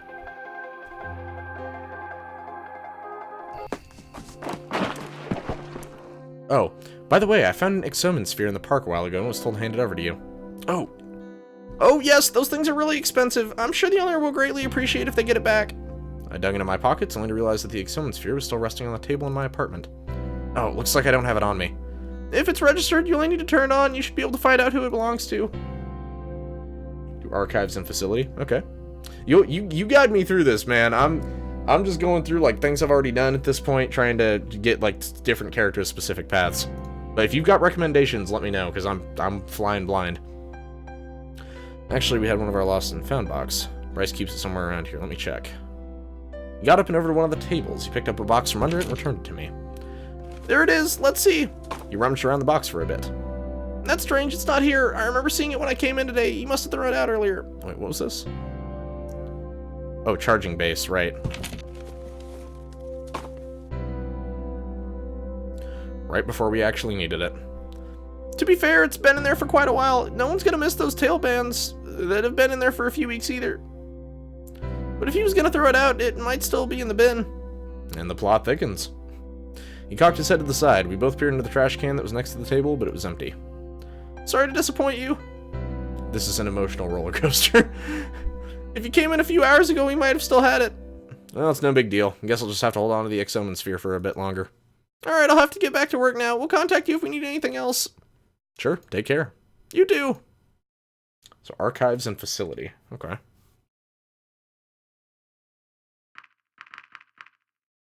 Oh, first we obviously got to meet with Remy, clearly.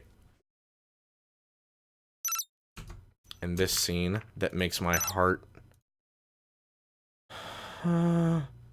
Wait. Oh, here we go.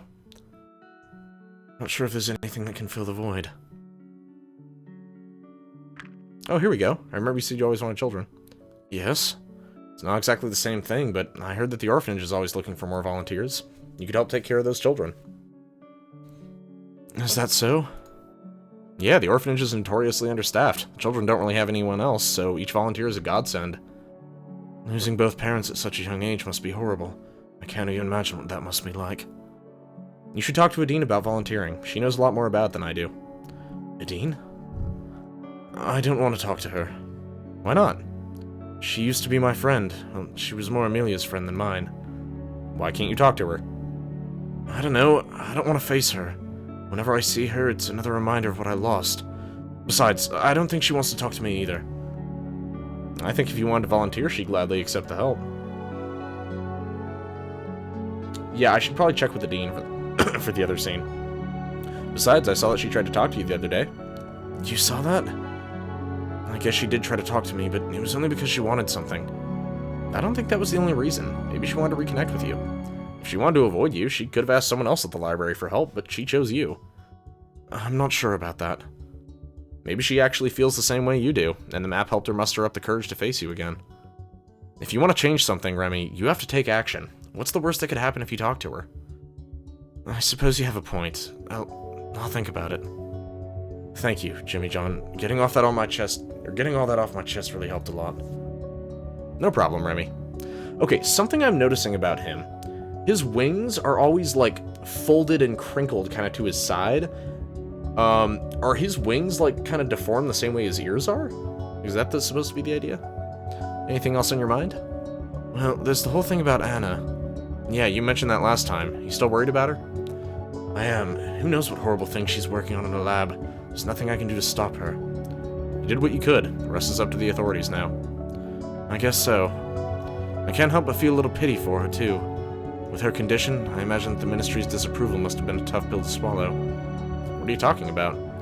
She has cancer.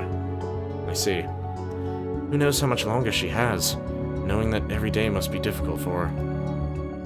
Remy paused and gave me an embarrassed smile.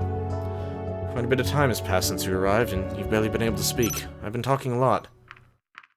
We'll skip to the end of this scene.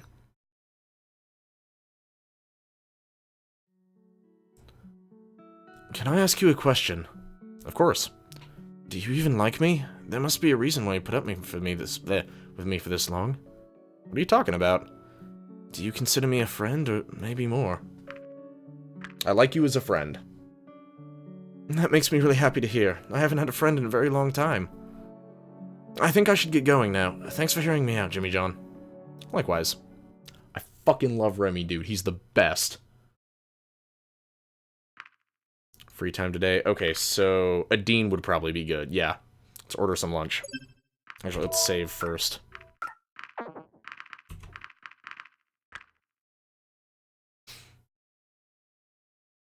I remember the dean told me she had that cafe to deliveries as well. Another thing else to do. Okay, so I've already done this.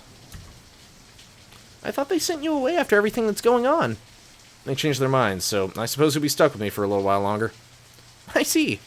Here's your order. Sorry it got a little wet, but it should still be okay. You're soaked, why don't you come in? Thanks. I was just about to ask you if I could stay for a little while. This was actually my last delivery for the day, and I live on the other side of town. Already done all this. Yeah, I've seen this before. Skipping the scene, yes. I mean, the more time with the dean, the better. But if I'm not doing, like, my final run with her, then I think I'll skip it. You know, if you want me to come over again, you don't have to order anything to do it. Here's my private number. I'll keep that in mind, thanks. Bye. God, she's cute. Fuck, she's cute. Jesus. She's adorable. She's adorable wyvern. No! Stop! Why does Maverick die? Oh! We got a lot of cards this time. Shit. There's Sebastian doing his patrol. And the gunshots.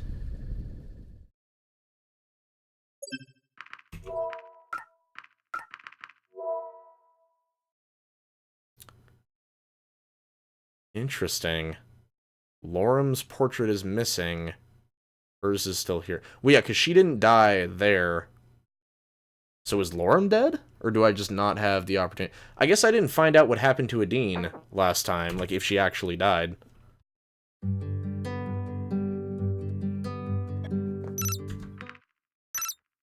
Yes, skip ahead.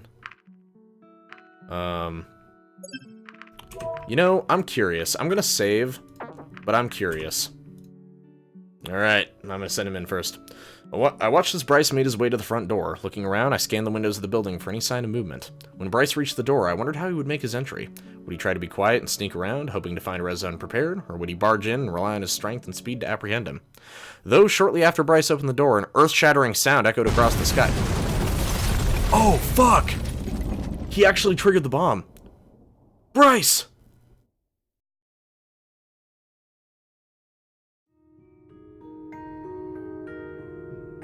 No! That kills him?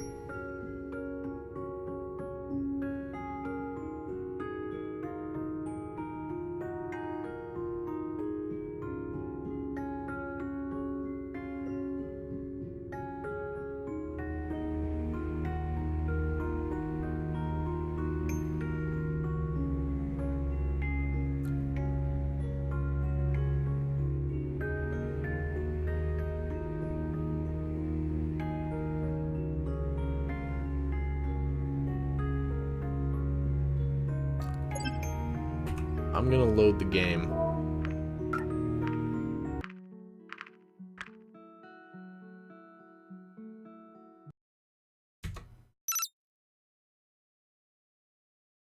What? Unable to modify this timeline? It caused some kind of corruption that now prevents it from being accessed. Work in other cases, but it's of no use here. What?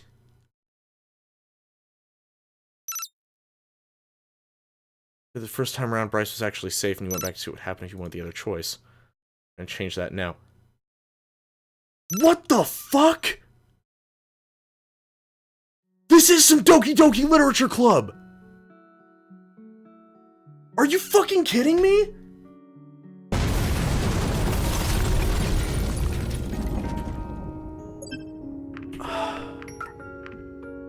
Fuck you, game! My apologies if I wasn't clear the first time. I'm unable to modify this timeline this way. I'm not entirely sure why it is this way, but it looks like if you want to change this outcome, you'll have to start a new timeline instead. Chapter 1, starting over from there until you get to this point again. However, if you go back to the beginning and load an unrelated save file before you get to this point, it may cause your progress in this matter to be erased. You'll have to start over again if you want to change this outcome.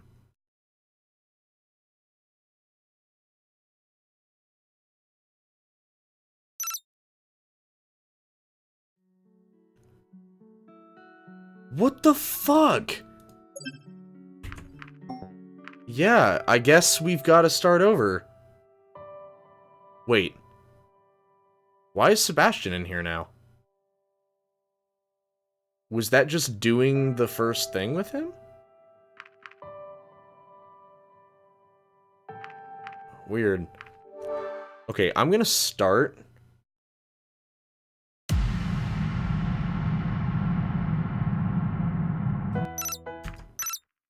Okay, so this part should be pretty straightforward. I should be able to catch up in like 5 minutes.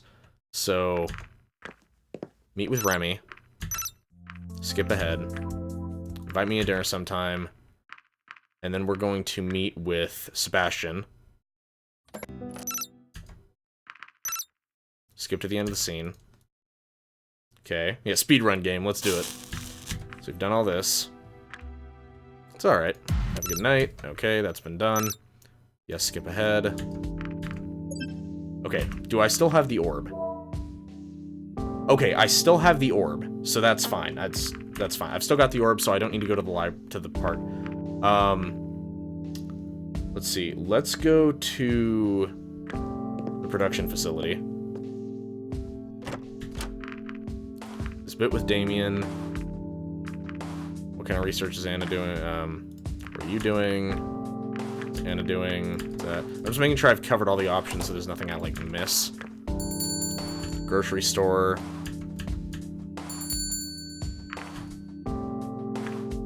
Who is that? The Reza coming. Just browsing for now. Look at the meat. Store archives, maybe, for Chapter 3. Okay, gotcha. Oh, yes, the strange dragon with the box on her head. What the fuck is up with some of these, like, random one-off characters? Were those, like, Kickstarter rewards or something?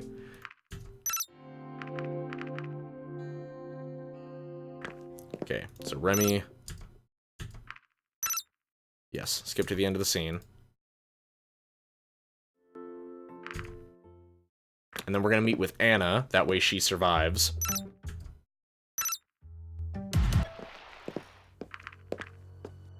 Fine.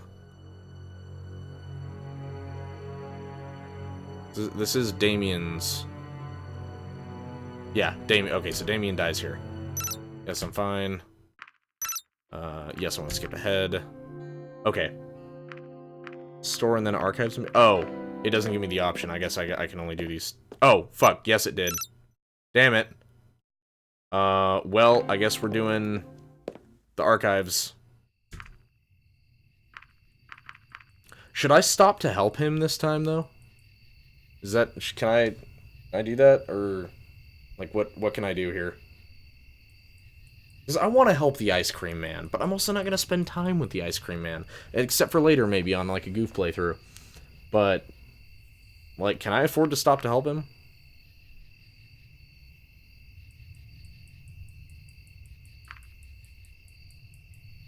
Let's see.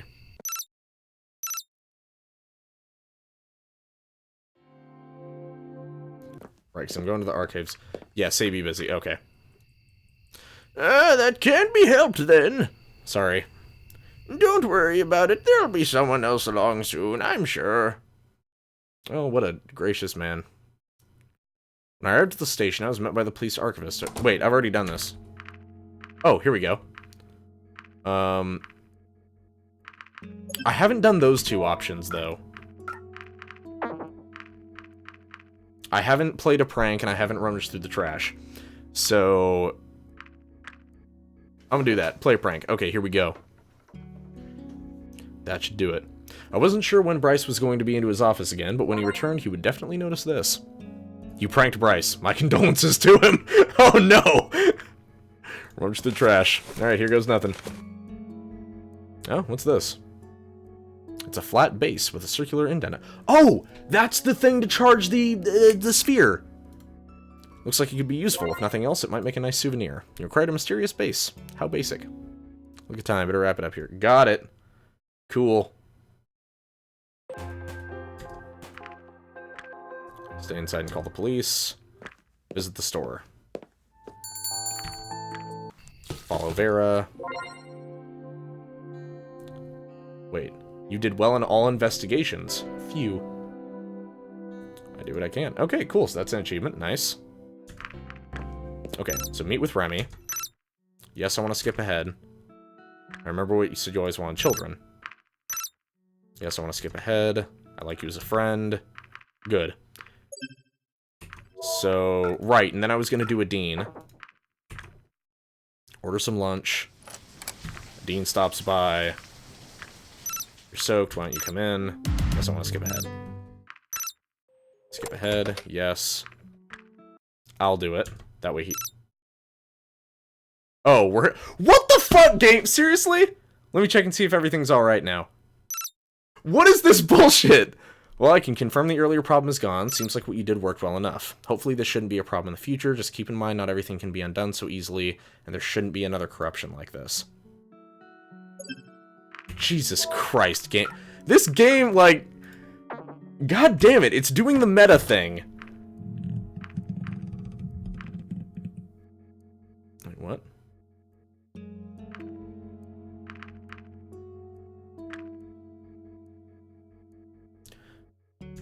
Alright, so this time I told him, like, why don't you watch the fireworks anyway? Are you suggesting I abandon my post during the fireworks? No, you don't have to abandon your post, but if you pick a good spot and watch them for, like, half an hour or so, no one's gonna care. I'm not so sure about that. The guard post is pretty important. I know we're talking about the portal, but you don't need to take this so seriously all the time. Just think about it. The portal's broken right now anyway, and everybody will be busy watching the fireworks. Nothing is going to happen. I suppose you have a point. Just pick a good spot and no one's gonna even notice your... This is how I save him! Because he's gonna be at a good spot. He won't interact with Reza when they go to the place. Why is this game so well written? Well, if you say so. Anyways, I should get back to the investigation now. I'll leave stuff for you here. I'll take care of the rest once I get back, alright? I can skip this. Okay, so... Now that we're here... Let's save the game again. So, take the PDA to the library, take the eggs to the hatchery, take the bench to the facility. I think I've already done... Well, oh no, I can visit the witness. Yeah, I was gonna say, hatchery and witness are probably my best bets here. Kevin... No. No. No. Wait! Remy and Adine! Good job, Jimmy John! Looks like you took my advice. Yeah, Adine and I had a good long talk, and now here we are. I'm glad we did. It was long overdue. Vera, do you know who that is? She doesn't talk much. Yeah, I noticed. It's not unusual for someone who's had a rough life like her. She's definitely listening, though. Isn't that right? I think we should go inside. Yeah, probably. Well, see you some other time, Jimmy John. Thanks for coming. Oh, God, yes! That's awesome! That's so gratifying! Jesus. Okay, and then visit the witness. Yeah. Wait, why didn't I get the option to give him his sphere? That was weird. Okay, well, not a big deal. Let's go do Remy's.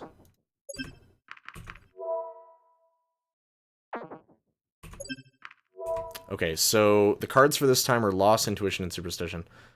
It still makes me uncomfortable that Lorem is gone. Like, I'm sure that there's, like, a perfect route to save everyone, you know?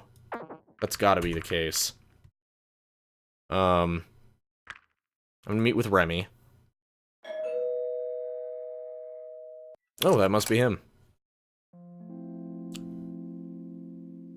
Remy, what's that on your face? Don't you know what it is? Well, it looks like lipstick, but I didn't know that was a thing here. You're right, it is lipstick. It's not something that existed in this world before, though. How did you get some, then? I have one of your PDAs, remember? The cards for these ones are sort of wrong. Okay. I studied it a bit and came across an entry on lipstick. Based on the necessary ingredients, I realized I could make some myself, and so I did. Did you do this to look pretty for me? I just figured you'd miss these kinds of things that are normal for you. I mean, Remy, live your life the way you want, man. I'm just your friend, so you don't gotta try to impress me like that. It hasn't really been normal back home in quite a while. Lipstick isn't common these days. Didn't the entry specify that it's typically used by females? Now that you mention it, I did get that impression, but I found the sentiment a bit puzzling. Why would a product like this only be used by one gender? Well, I guess social norms dictated that certain traits are only desirable in one gender, thus highlighting them like this would increase the attractiveness. Oh, I think I get it now. It's all based on sexual dimorphism. The biological differences between the sexes are much greater in your species than it is in ours, so I suppose the traits you're looking for can be different too. Generally speaking, sexual dimorphism is much greater in mammals than it is in reptiles. Ain't that the fucking truth? You can't see him, but I've got a bearded dragon back there in the corner, and they are the only way to tell, like outside of blood testing, if they're male or female, is to look at their butts and try to see if you can see anything. It's really weird. Like, he's right, there's very, very little difference. While it can vary wildly by species, external indicators are pretty much always present, like mammaries, for example, an always present and often obvious reminder. This makes so much more sense now. It's kind of embarrassing. Should I get rid of it? Yes. It's distracting the hell out. Like, I'll be honest, it's distracting the hell out of me looking at it. I don't want to make him upset. If this hurts his feelings, I'm gonna say no. I'm gonna say, yeah, it doesn't really look nice on you. Oh, sorry. Okay, much better. Yeah, that should do it. Shall we go then? Actually, it seems we're pretty early. They're probably still setting up. I see. Well, we could just stay here in the meantime. Oh, for sure. I just realized I haven't actually been in here since I prepared the apartment for you. Have you read any of the books I got you? Oh, so you're the one who stocked the bookshelf. They're all library books. I wanted to provide you with a good sample of what we have to offer, so there should be something in there for anyone. It looks like you've read a few books in the Sheridan series. Yeah, they're pretty interesting. Oh, really? I know they're not exactly highbrow, but they're entertaining. And what more do you want a book to be? I guess we all have our own tastes. Can I offer you some food or drink? I've barely used any of the stuff in the kitchen. Why not? I didn't want to touch anything that didn't at least resemble something I know. After all, I have no idea how to prepare them right, or even know if they're safe for me to eat. Maybe it wasn't such a good idea to get you all those perishables then. I wanted to provide you with a bit of everything, considering I had to prepare the apartment for someone I didn't know much about. Oh, some of them were good. It's interesting to taste the subtle and sometimes not so subtle differences in the similar fruits we have back home. Did you throw anything out? Not really. Why do you ask? You've been here for nearly 2 weeks now, so even if some of them were safe for you to eat, they probably aren't anymore. Let me clean out your closet, and we don't want to have any health hazards for you there after all. Well, feel free. Just look at this! He showed me a juicy-looking, vaguely spherical fruit whose bright red color was unlike any other fruit I'd ever seen. It's a very bright red. I don't think even our best apples could compare. Well, they're usually blue. Red means you're supposed to throw them away, as they've expired by then and toxins might have already set in. Oh, well, I wasn't planning on eating it anyway. Oh, this one, it's all moldy. I don't see any mold. Don't you see these spots? Sure, but if that's supposed to be mold, it looks very different from the mold we have back home. I see. Maybe it wasn't such a good idea to stock up on perishables. I didn't consider all the implications of doing something like this. Had you eaten the wrong thing, you could be in a hospital right now. Don't stress yourself about it. Honestly, someone would have to be pretty reckless to just go ahead and start munching on things they don't know about. If anyone was smart enough to be sent here, they probably wouldn't take a risk like that. Well, I'm glad to hear it. Nevertheless, I'd better get rid of everything that's past its date. We don't really want the mold in the air either. Well, if you say so. Once more, he dove into the closet. I heard him rummaging around as he checked the fruits and vegetables thoroughly. That should be everything. Well, thanks. I bet the wine didn't go bad, though. You want some? I'm not really a big fan of wine. How come? I just can't enjoy it as some others do, I suppose. I'm willing to try anything at least once, though. Anything? Well, at least as far as food and drinks are concerned. Let's try some together, then. Well, if you want to. Sure. What kind of wine is this, anyway? I'm not sure. I just grabbed it when I got all the other stuff. Don't tell me you just went for the cheapest one. Of course not. Everyone knows that you don't just buy the cheapest stuff. You go for the second cheapest. He's kind of got a point. Oh well. What kind of container should I get for you, anyway? We're having wine, so let's go for wine glasses. The stem actually makes it possible for me to grip it with my vestigial thumb, so there shouldn't be any problems. Alright. Here you go. What should we drink to? A wonderful friendship is what we're drinking to. I fucking love Remy, dude. He's the best. He's my fuck. Why are the characters so written in this? So well written. Alright, to a wonderful friendship. I took a sip from my wine glass. Remy really hadn't been kidding about getting the second cheapest bottle, because that was exactly what it tasted like. How do you like it? Must be an acquired taste, I think. How about you? It's alright. It's okay. I mean, you can't really expect much from a cheap bottle of wine. I see. Just look at the time. I think we can start heading to the festival now. Sure, let's go. This is strange. Usually there'd be a crowd by now. Do you think they canceled it? With Reza still being out there, maybe they thought it wasn't a good idea to have a public spectacle like this. Cancel the summer festival? Inconceivable! It doesn't really look like a festival's going on right now, though. I don't know what's going on. Hey, I think I know this guy. Let's go and ask him. Hey, Jimmy John, how can I help you? God damn it, why did he have to come back into this? We were just planning to go to the festival, but it doesn't seem like there's much going on here yet. You came to the right place, but the festival's not starting for another hour at least. Oh god, I need a cigarette to keep this voice up. What? But the festival's always started at this time. You must have missed the memo then. They moved it by an hour. Something about the daylight making the fireworks more visible as a result. Well, that's a shame. And I'm kind of getting hungry, too. I can help you with that. What are you selling? Skewers, meatballs, all kinds of grilled things, really. I just found some rats in the garbage, cooked those nice up. They're rat quesadillas, you know. Sorry, I didn't break script there for a second. Well, I could go for some meatballs. How about you? I'll take some meatballs too. No problem, let me just pack this up for you. I guess this makes us your first customers of the day. What do I owe you? For you two, it's free. That's very kind of you. Thank you. Have fun at the festival. Thanks. I keep trying to, like, my head keeps trying to pervert it with, like, with the wonderful wisdom of Papa Franco just tossed in there, sprinkled in there a little bit. I gotta try hard not to. And I failed once. So what do we do now? Should we go back? Well, we're onto here and got all this stuff. Let's just sit down somewhere. Sure. We went off to the side as more dragons arrived and started setting up their various booths. How are the meatballs? They're actually pretty good. How about your stuff? It's great. I'm surprised, honestly. You never know the stuff that comes out of food carts. You're right. Maybe we got lucky. Or maybe it's because it's still fresh. Who knows? What was that about fireworks, though? Is the big show coming up later? Oh, no, the festival is just getting started, and there are fireworks every day, but the big show is what everyone wants to see.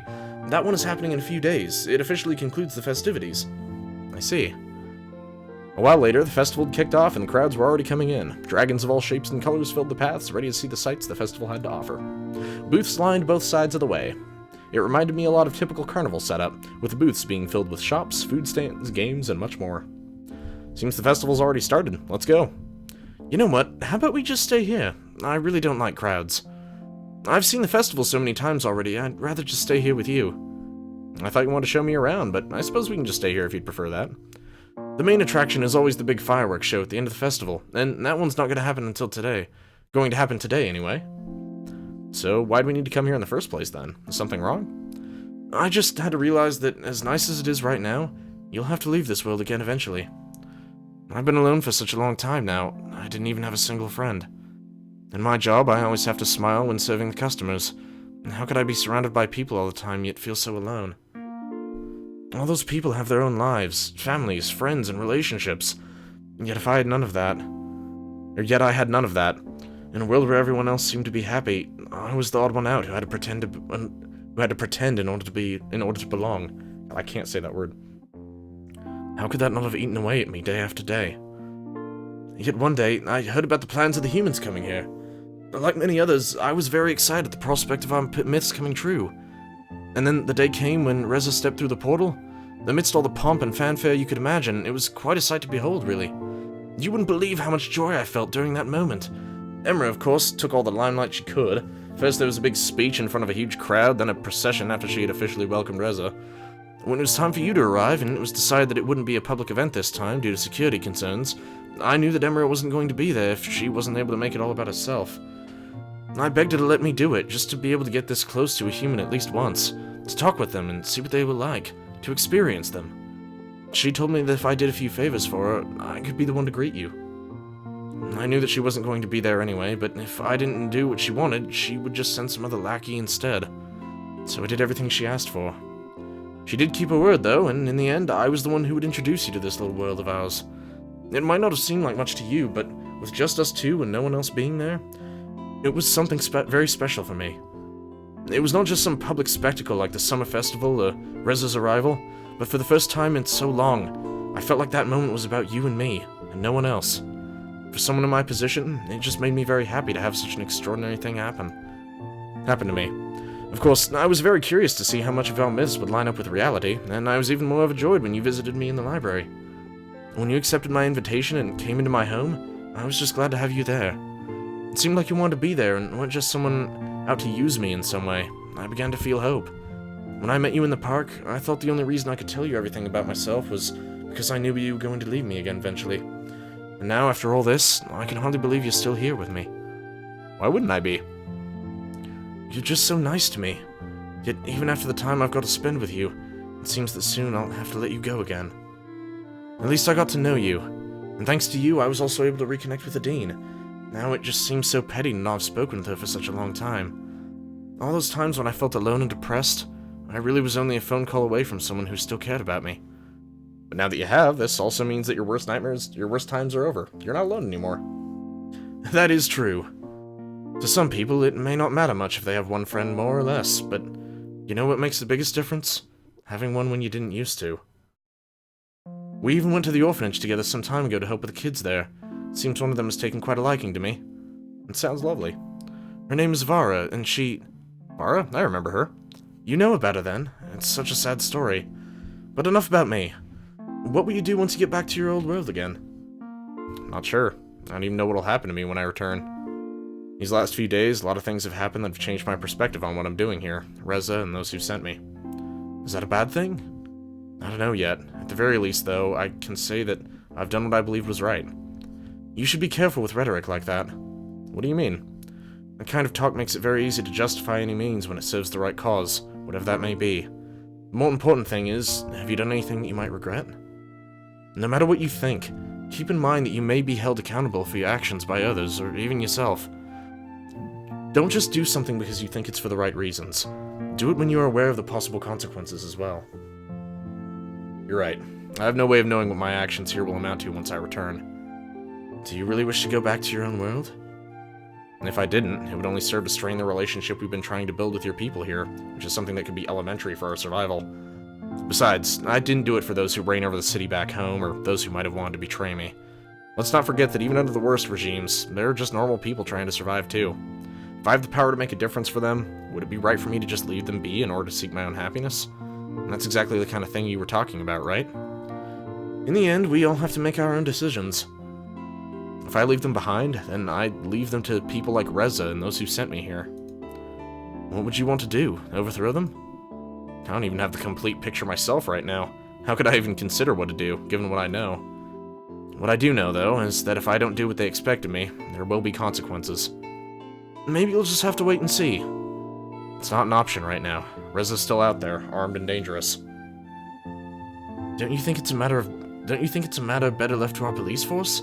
It could be very dangerous for you to interfere. It's far too late to reconsider. I've already been tangled up in this too much. Besides, I can't stop now. Don't forget how many he's killed already. He won't hesitate to do so again in order to reach his goal. In the end, it's my duty to stop him. If I don't, how would your people look at humanity?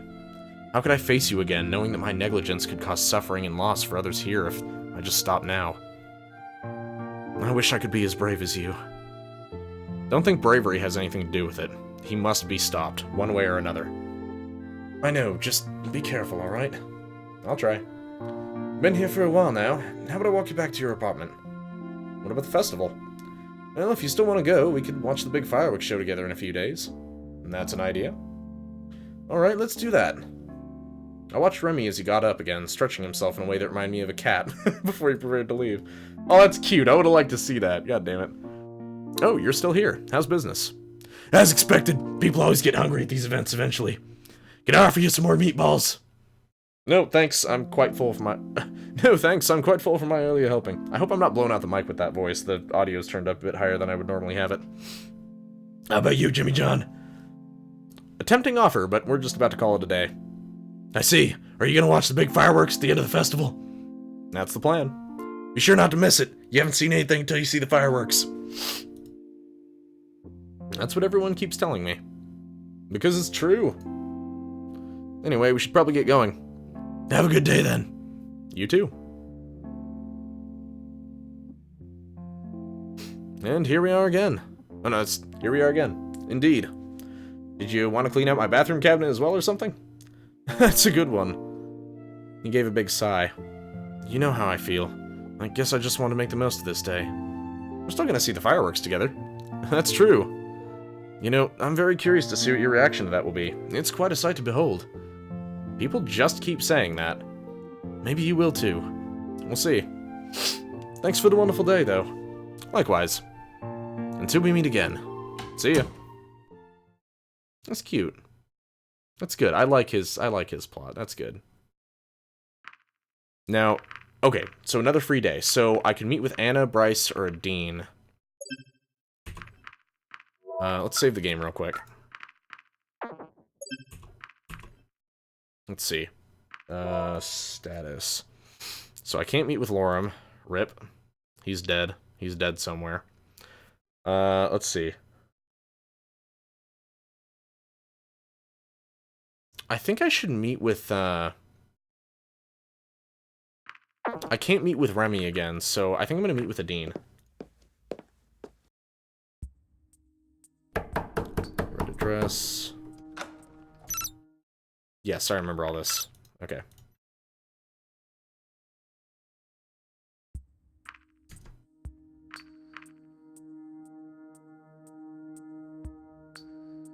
Oh, the map! Because I can give her the map! Oh, Rest would say, oh, yeah. I forgot, okay. Wait, okay, so what was this dialogue? Let's just say I'm interested in a little investigation of the place myself. What's so special about it? Wouldn't be interested in that. I'd pay to visit myself if I could. See, I think if you put your word in, we could easily make it happen. How do I even ask for something like that? You could always say that humanity is interested in it. Honestly, they probably would be. Have I already seen this? Yes, I have. Can you ask them for me, please? I can try. Yeah, I've already seen all this. Okay. I don't like that card appearing right now. I really don't like that card appear- Wait! He's not there! Sebastian's not there because I told him to fuck off and not be there. So, maybe he's not dead. Sure is the waking world. Okay, cool. We got this. We got this. Who shall I bring? Remy, clearly. So I guess I guess it's the evil ending? Because I looked up, I guess there's like there's the neutral endings for like good and bad, and then there's an evil ending and a true ending. So is like going alone the evil ending? Because I bet like that gives you the option to join Chungus, right? Are you ready to see the fireworks? My body is ready. Alright, let's go. Good old Reggie Fils-Aimé reference there, that's nice. Final status is here? Okay. After a few minutes of walking, we arrived at a rather empty-looking area near the edge of town. Looks deserted to me. I thought everyone was watching the fireworks. They are, but they're doing it somewhere else. I don't really like the crowds, and I think you would appreciate me leading you here if you knew what they were like. Better be safe than sorry, at any rate. That's what I'm thinking. That reminds me a bit of the night I arrived here. Everything was dark and empty, and it was just us walking through the landscape. Yeah, you're right. Oh, I think it's starting. Now, watch.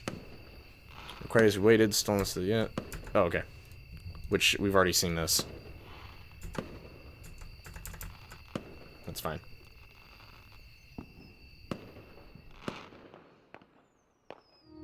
Verbalization hit me. Remy, I think we need to go now. What's wrong, Jimmy John? I know where Reza is. We need to stop him. Shouldn't we call the police or something? We don't have the time. I'm not sure if I could fight him. You're right. If you're there, he probably won't hesitate to shoot. Maybe you can hold him off, and I'll try to get some help. Alright, let's do that. Go. I started running as Remy's voice called out to me. Where is he? Where should I go? The portal! He'll be there! Okay, Sebastian isn't here, because I told him to fuck off. So he's probably fine. I arrived at the portal just a few minutes later. I couldn't help but be glad that it was still turned off and didn't appear to have been used recently, but it meant Reza was still here somewhere. I looked around, thinking about where he could go or if it was worth waiting for him, when I saw something at the corner of my eye. Oh, there was a suitcase leaning against the portal. When I opened to check on its contents, I was surprised to find a few eggs inside. I had no doubt this was Reza's doing. Apparently, he'd broken into the hatchery again, stashing the eggs here. But he hadn't used the portal just yet. Why? Given that he hadn't left yet, he clearly still had unfinished business in the area. The underground building. The administrator told me all about the prowess of the generators within. It probably hadn't been hard for Reza to guess the same, or to try stealing them from a place he knew would be even more deserted than the rest of the village was right now. He also didn't have to go far from the portal. All things considered, it was the only option that made sense to me. I could have waited for Reza here, but in the end I decided it would be better to meet him underground. If there was going to be a confrontation, I was sure I would have the advantage in a more crowded space. Even in the darkness, it was easier for me to spot the site where they had unearthed. Okay, I've already seen this. So he's gonna talk all of his bullshit. Maverick shows up. Suddenly, Maverick and Remy appeared next to me. You planned this, didn't you, Jimmy John? Traitor! And to think I let you distract me with such a cheap trick, just because I thought there was still a shred of humanity within you. He pulled out his gun, not sure which of us he should be aiming at.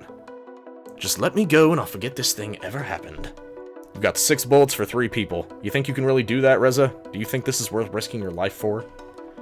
I've been risking my life for this every day for the last 2 weeks. What did you do during that time? Sip champagne in your nice apartment? Besides, this generator and the whole building came from our time. They belong to humanity. Suddenly, the administrator came out of the shadows. Okay, so administrator dies, yada yada yada. Oh, I can't skip because Remy's here. Newcomer. Who the fuck are you? Freeze! I said freeze! Wanna waste your bolts on me? Feel free. Okay. Boom. Admin down. Rip. Mortified by the display before me, I found myself unable to move as the events of the following seconds unfolded before my eyes. No! No! Remy! Fuck him up! Maverick pounced, snarling, and knocked Reza to the ground before embedding his teeth into the body before him. No! Holding his bleeding wound and breathing heavily, Reza looked at me. You're not gonna help me, are you? Then this is futile. He raised his gun, aiming at me while I regained my composure and tried to run. A single gunshot resounded through the hallway, and as soon as I heard it, a sharp pain shot through my back. I fell to the ground. No! But no more bullets came. After a few seconds of silence, I slowly turned around. What? Well, his head slumped forward lifelessly. What? Maverick. That still sucks seeing him dead. Both let me pull their own blood, but we're not moving. I crawled over to Remy and was glad to hear him breathing. Thank God! He'd been hit in the side, and I saw blood trickling from the wound onto the ground below him. He raised his head, looking at me with an expression of pain. You're wounded. So you... We need to stop the bleeding. I put some pressure on his wound, momentarily halting the blood that was trickling down his body. Can you do this? Let me try. He felt around his side, trying to get the right grip before he applied pressure on his own. I let go, and after a bit of adjustment, Remy could stop the bleeding on his own for now. I took off my shirt and briefly considered whether I would be able to use it to dress Remy's wound, but I soon realized it was not long enough to wrap around him properly. Besides, if he couldn't walk for now, it wouldn't make a difference anyway, and he would have to stay here while I held his wound shut. Instead, I used the shirt to curb my own bleeding, folding it and wrapping it around my abdomen tightly. Look, Reza is gone, and that other person... Remy was right. Both Reza and the administrator were gone. Wait, really? She's alive? You have to go. Go and stop Reza. I need to find you some help first. I can't just leave you like this. Don't you dare tell me you would be doing me any favors by saving me. If it's just going to be one of us, I don't want it to be me. I don't know how it is to live it. You don't know how it is to live every day as I have, always wondering if the pain will ever stop or if things will ever change again. When they finally do, you come along and tell me this? Don't do that to me. I'm not going through this again. What do you want me to do? This is bigger than us, bigger than me. Just go. Go and stop Reza. Alright. I hope I hope Remy doesn't die. I hobbled to my feet and made my way back outside. In the distance near the portal, I saw Reza and something that was standing between them. As I drew nearer, I recognized it was Vera. It is Vera? Reza aimed a kick at her, only to lose his balance and fall when she bit and held onto his skin. Fuck. After he fought her off with a few kicks, his hand dove into his pocket to grab a few bullets, which he proceeded to load into his revolver. He went as fast as he could, but I went as fast as I could, but with my injuries, I had no chance to stop him as he aimed at Vera. No! Are you serious? Slowly, he got up again and walked over to the portal's controls when the administrator suddenly appeared behind him. Immediately, she was on him, throwing him to the ground before starting to pound his head with her fists. Together, they rolled down the slope of the small hill on which the portal stood. When they came back to a halt, the fight resumed. There was a flurry of fists, and suddenly, I heard the distinct sound of a gunshot, after which the administrator slumped and fell. Eventually, I arrived, only to be able to confirm that both of them were dead. I went up to the portal and examined Vera for any signs of life. I found... Really? When I looked up again, I saw Remy looking at me with a pained expression. I stepped away, giving him some space as he stepped up to the small corpse. Why are you making me watch this? Were you looking for me? Did you sneak out again? Poor girl. He enveloped her as his tears started raining down on the small body. Oh my god. Are you fucking for real? Soon more help arrived. Remy and I got all the medical attention we needed. Besides those we already knew to be dead, it was also too late for Maverick. I warned them about the comet, telling them to check the PDAs I had given them for verification of my claims. A few minutes later, EMTs arrived and I was put into an artificial coma due to my injuries. In the weeks I was out, a variety of things happened. After everything had taken place, negotiations were fierce between humanity and the dragons. Out of respect, Reza's body was returned to humanity through the portal. While his actions had shattered all goodwill on the dragon's side, Reza's wounds did their job to do the same for humanity. I, too, was to be returned to humanity, but as my condition didn't allow it, humanity took the dragon's refusal to transfer me as a sign they were keeping me as a hostage. What? I wasn't a priority for humanity, though. A fact I was aware of well before I ever arrived in this world. As far as they were concerned, Reza and I had our chance, and the results weren't pretty. Ultimately, the dragons decided to return the PDAs before all contact was cut. Luckily, my claims were taken seriously, and there was already a plan in place to divert the comet. While they would have to use the lab's generators to do it, humanity decided to use their portal's power source to support their slowly failing city for a while longer, as they looked for other, more long-term solutions. After I awoke from my coma, I had to consider my options. While the dragons were able to create a new... Oh god, too much talking. Too many emotions. While the dragons were able to create a new power source for the portal, I wouldn't have known how to send myself back to humanity, as their portal was already deactivated, at least not without the expertise of the dead administrator. The only coordinates remaining in the portal were those she left as a last resort. Turned out they were to send someone back to in time to the day I arrived. As soon as I could, I met with Remy, who told me about everything I had missed. Oh, the bench. So, the comet's been diverted, and you've replaced the power source of the portal. I guess I must have been gone for a long time. A few weeks, yes. What will you do now? I could use the portal to return to the day of my arrival. After all, I came here to save our dying city, which is something I failed to do. But you saved us. That's true, but I can't help thinking that there could have been a diplomatic solution. If I just hadn't been in a coma during the negotiations. Whatever you want to do now, you can be sure that you'll have the Council's support. You could just stay here if you wanted to. I bet you wouldn't mind that, would you? You know how I am. Humans just fascinate me. This isn't about me, though. Of course I would love it if you stayed with us, but I know there are many other factors at play here, that it won't be an easy decision for you to make. Don't let me stop you from going back if that's what you want to do, though. I'll be fine. You sure about that? Yes. After all, I'm not alone anymore. In the last few weeks, I'd spent a lot of time with the Dean, and I'd say we're pretty good friends now. Sad as it is what happened with Vera. And there's another girl at the orphanage we've been taking care of pretty often. Maybe you've seen her. Her name is Amelie, and she's just the sweetest little girl. Besides, if you really end up going back in time, I'll see you again. Really? Why are you showing me this scene again? God damn it!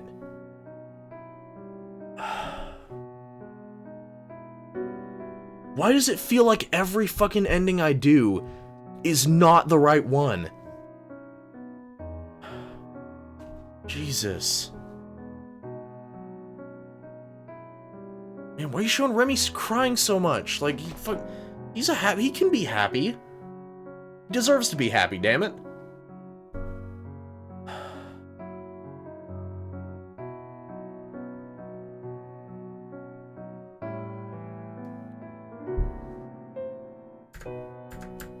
I can't skip the credits, okay.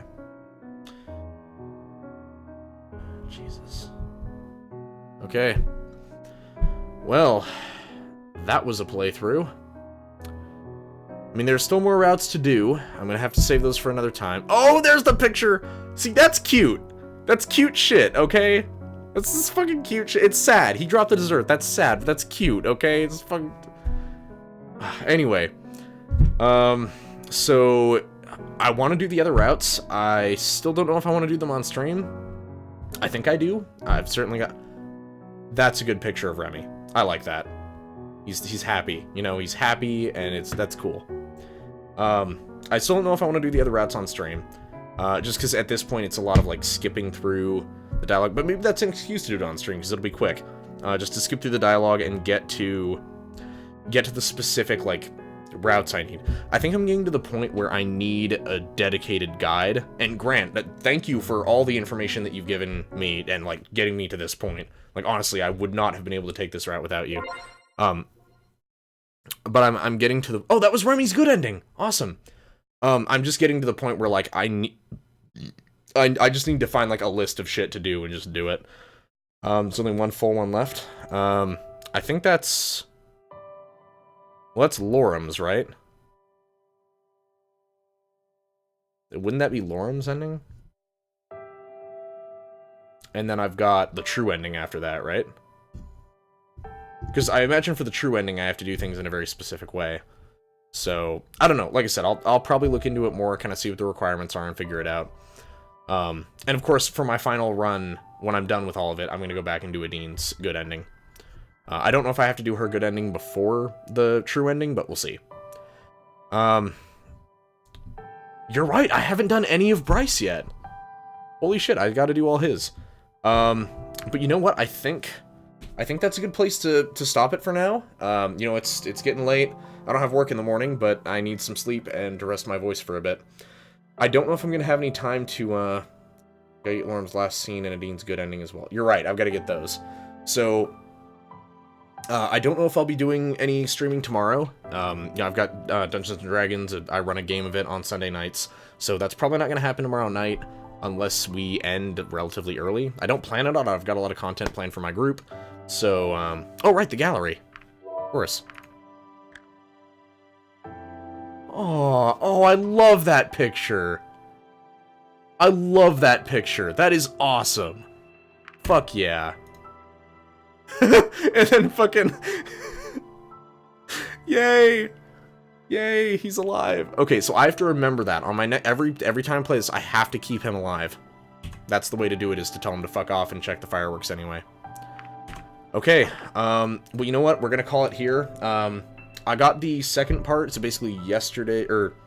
The stream from 2 days ago, I got archived to YouTube. The stream from yesterday, I'm gonna archive either later tonight or tomorrow, and this one will be archived as well. So, all of this stuff will be available at some point, once we finish it in, like, a playlist or some shit. Not that anyone wants to watch it again, but hey, if you, maybe I'll have it for, like, hey, I had some cringy voice acting, and some cringy self-awareness. Haha, memes. When I was, a young lad. So, yeah, good place to stop, I agree. So, we're gonna wrap it up for now. Thank you, everybody, for watching, and thank you, Grant, for the information, you know, for coming by and helping me through some of this, you know, helping me figure some shit out, giving the suggestions, and hopefully we'll see everybody around. So, have a good evening, and good night.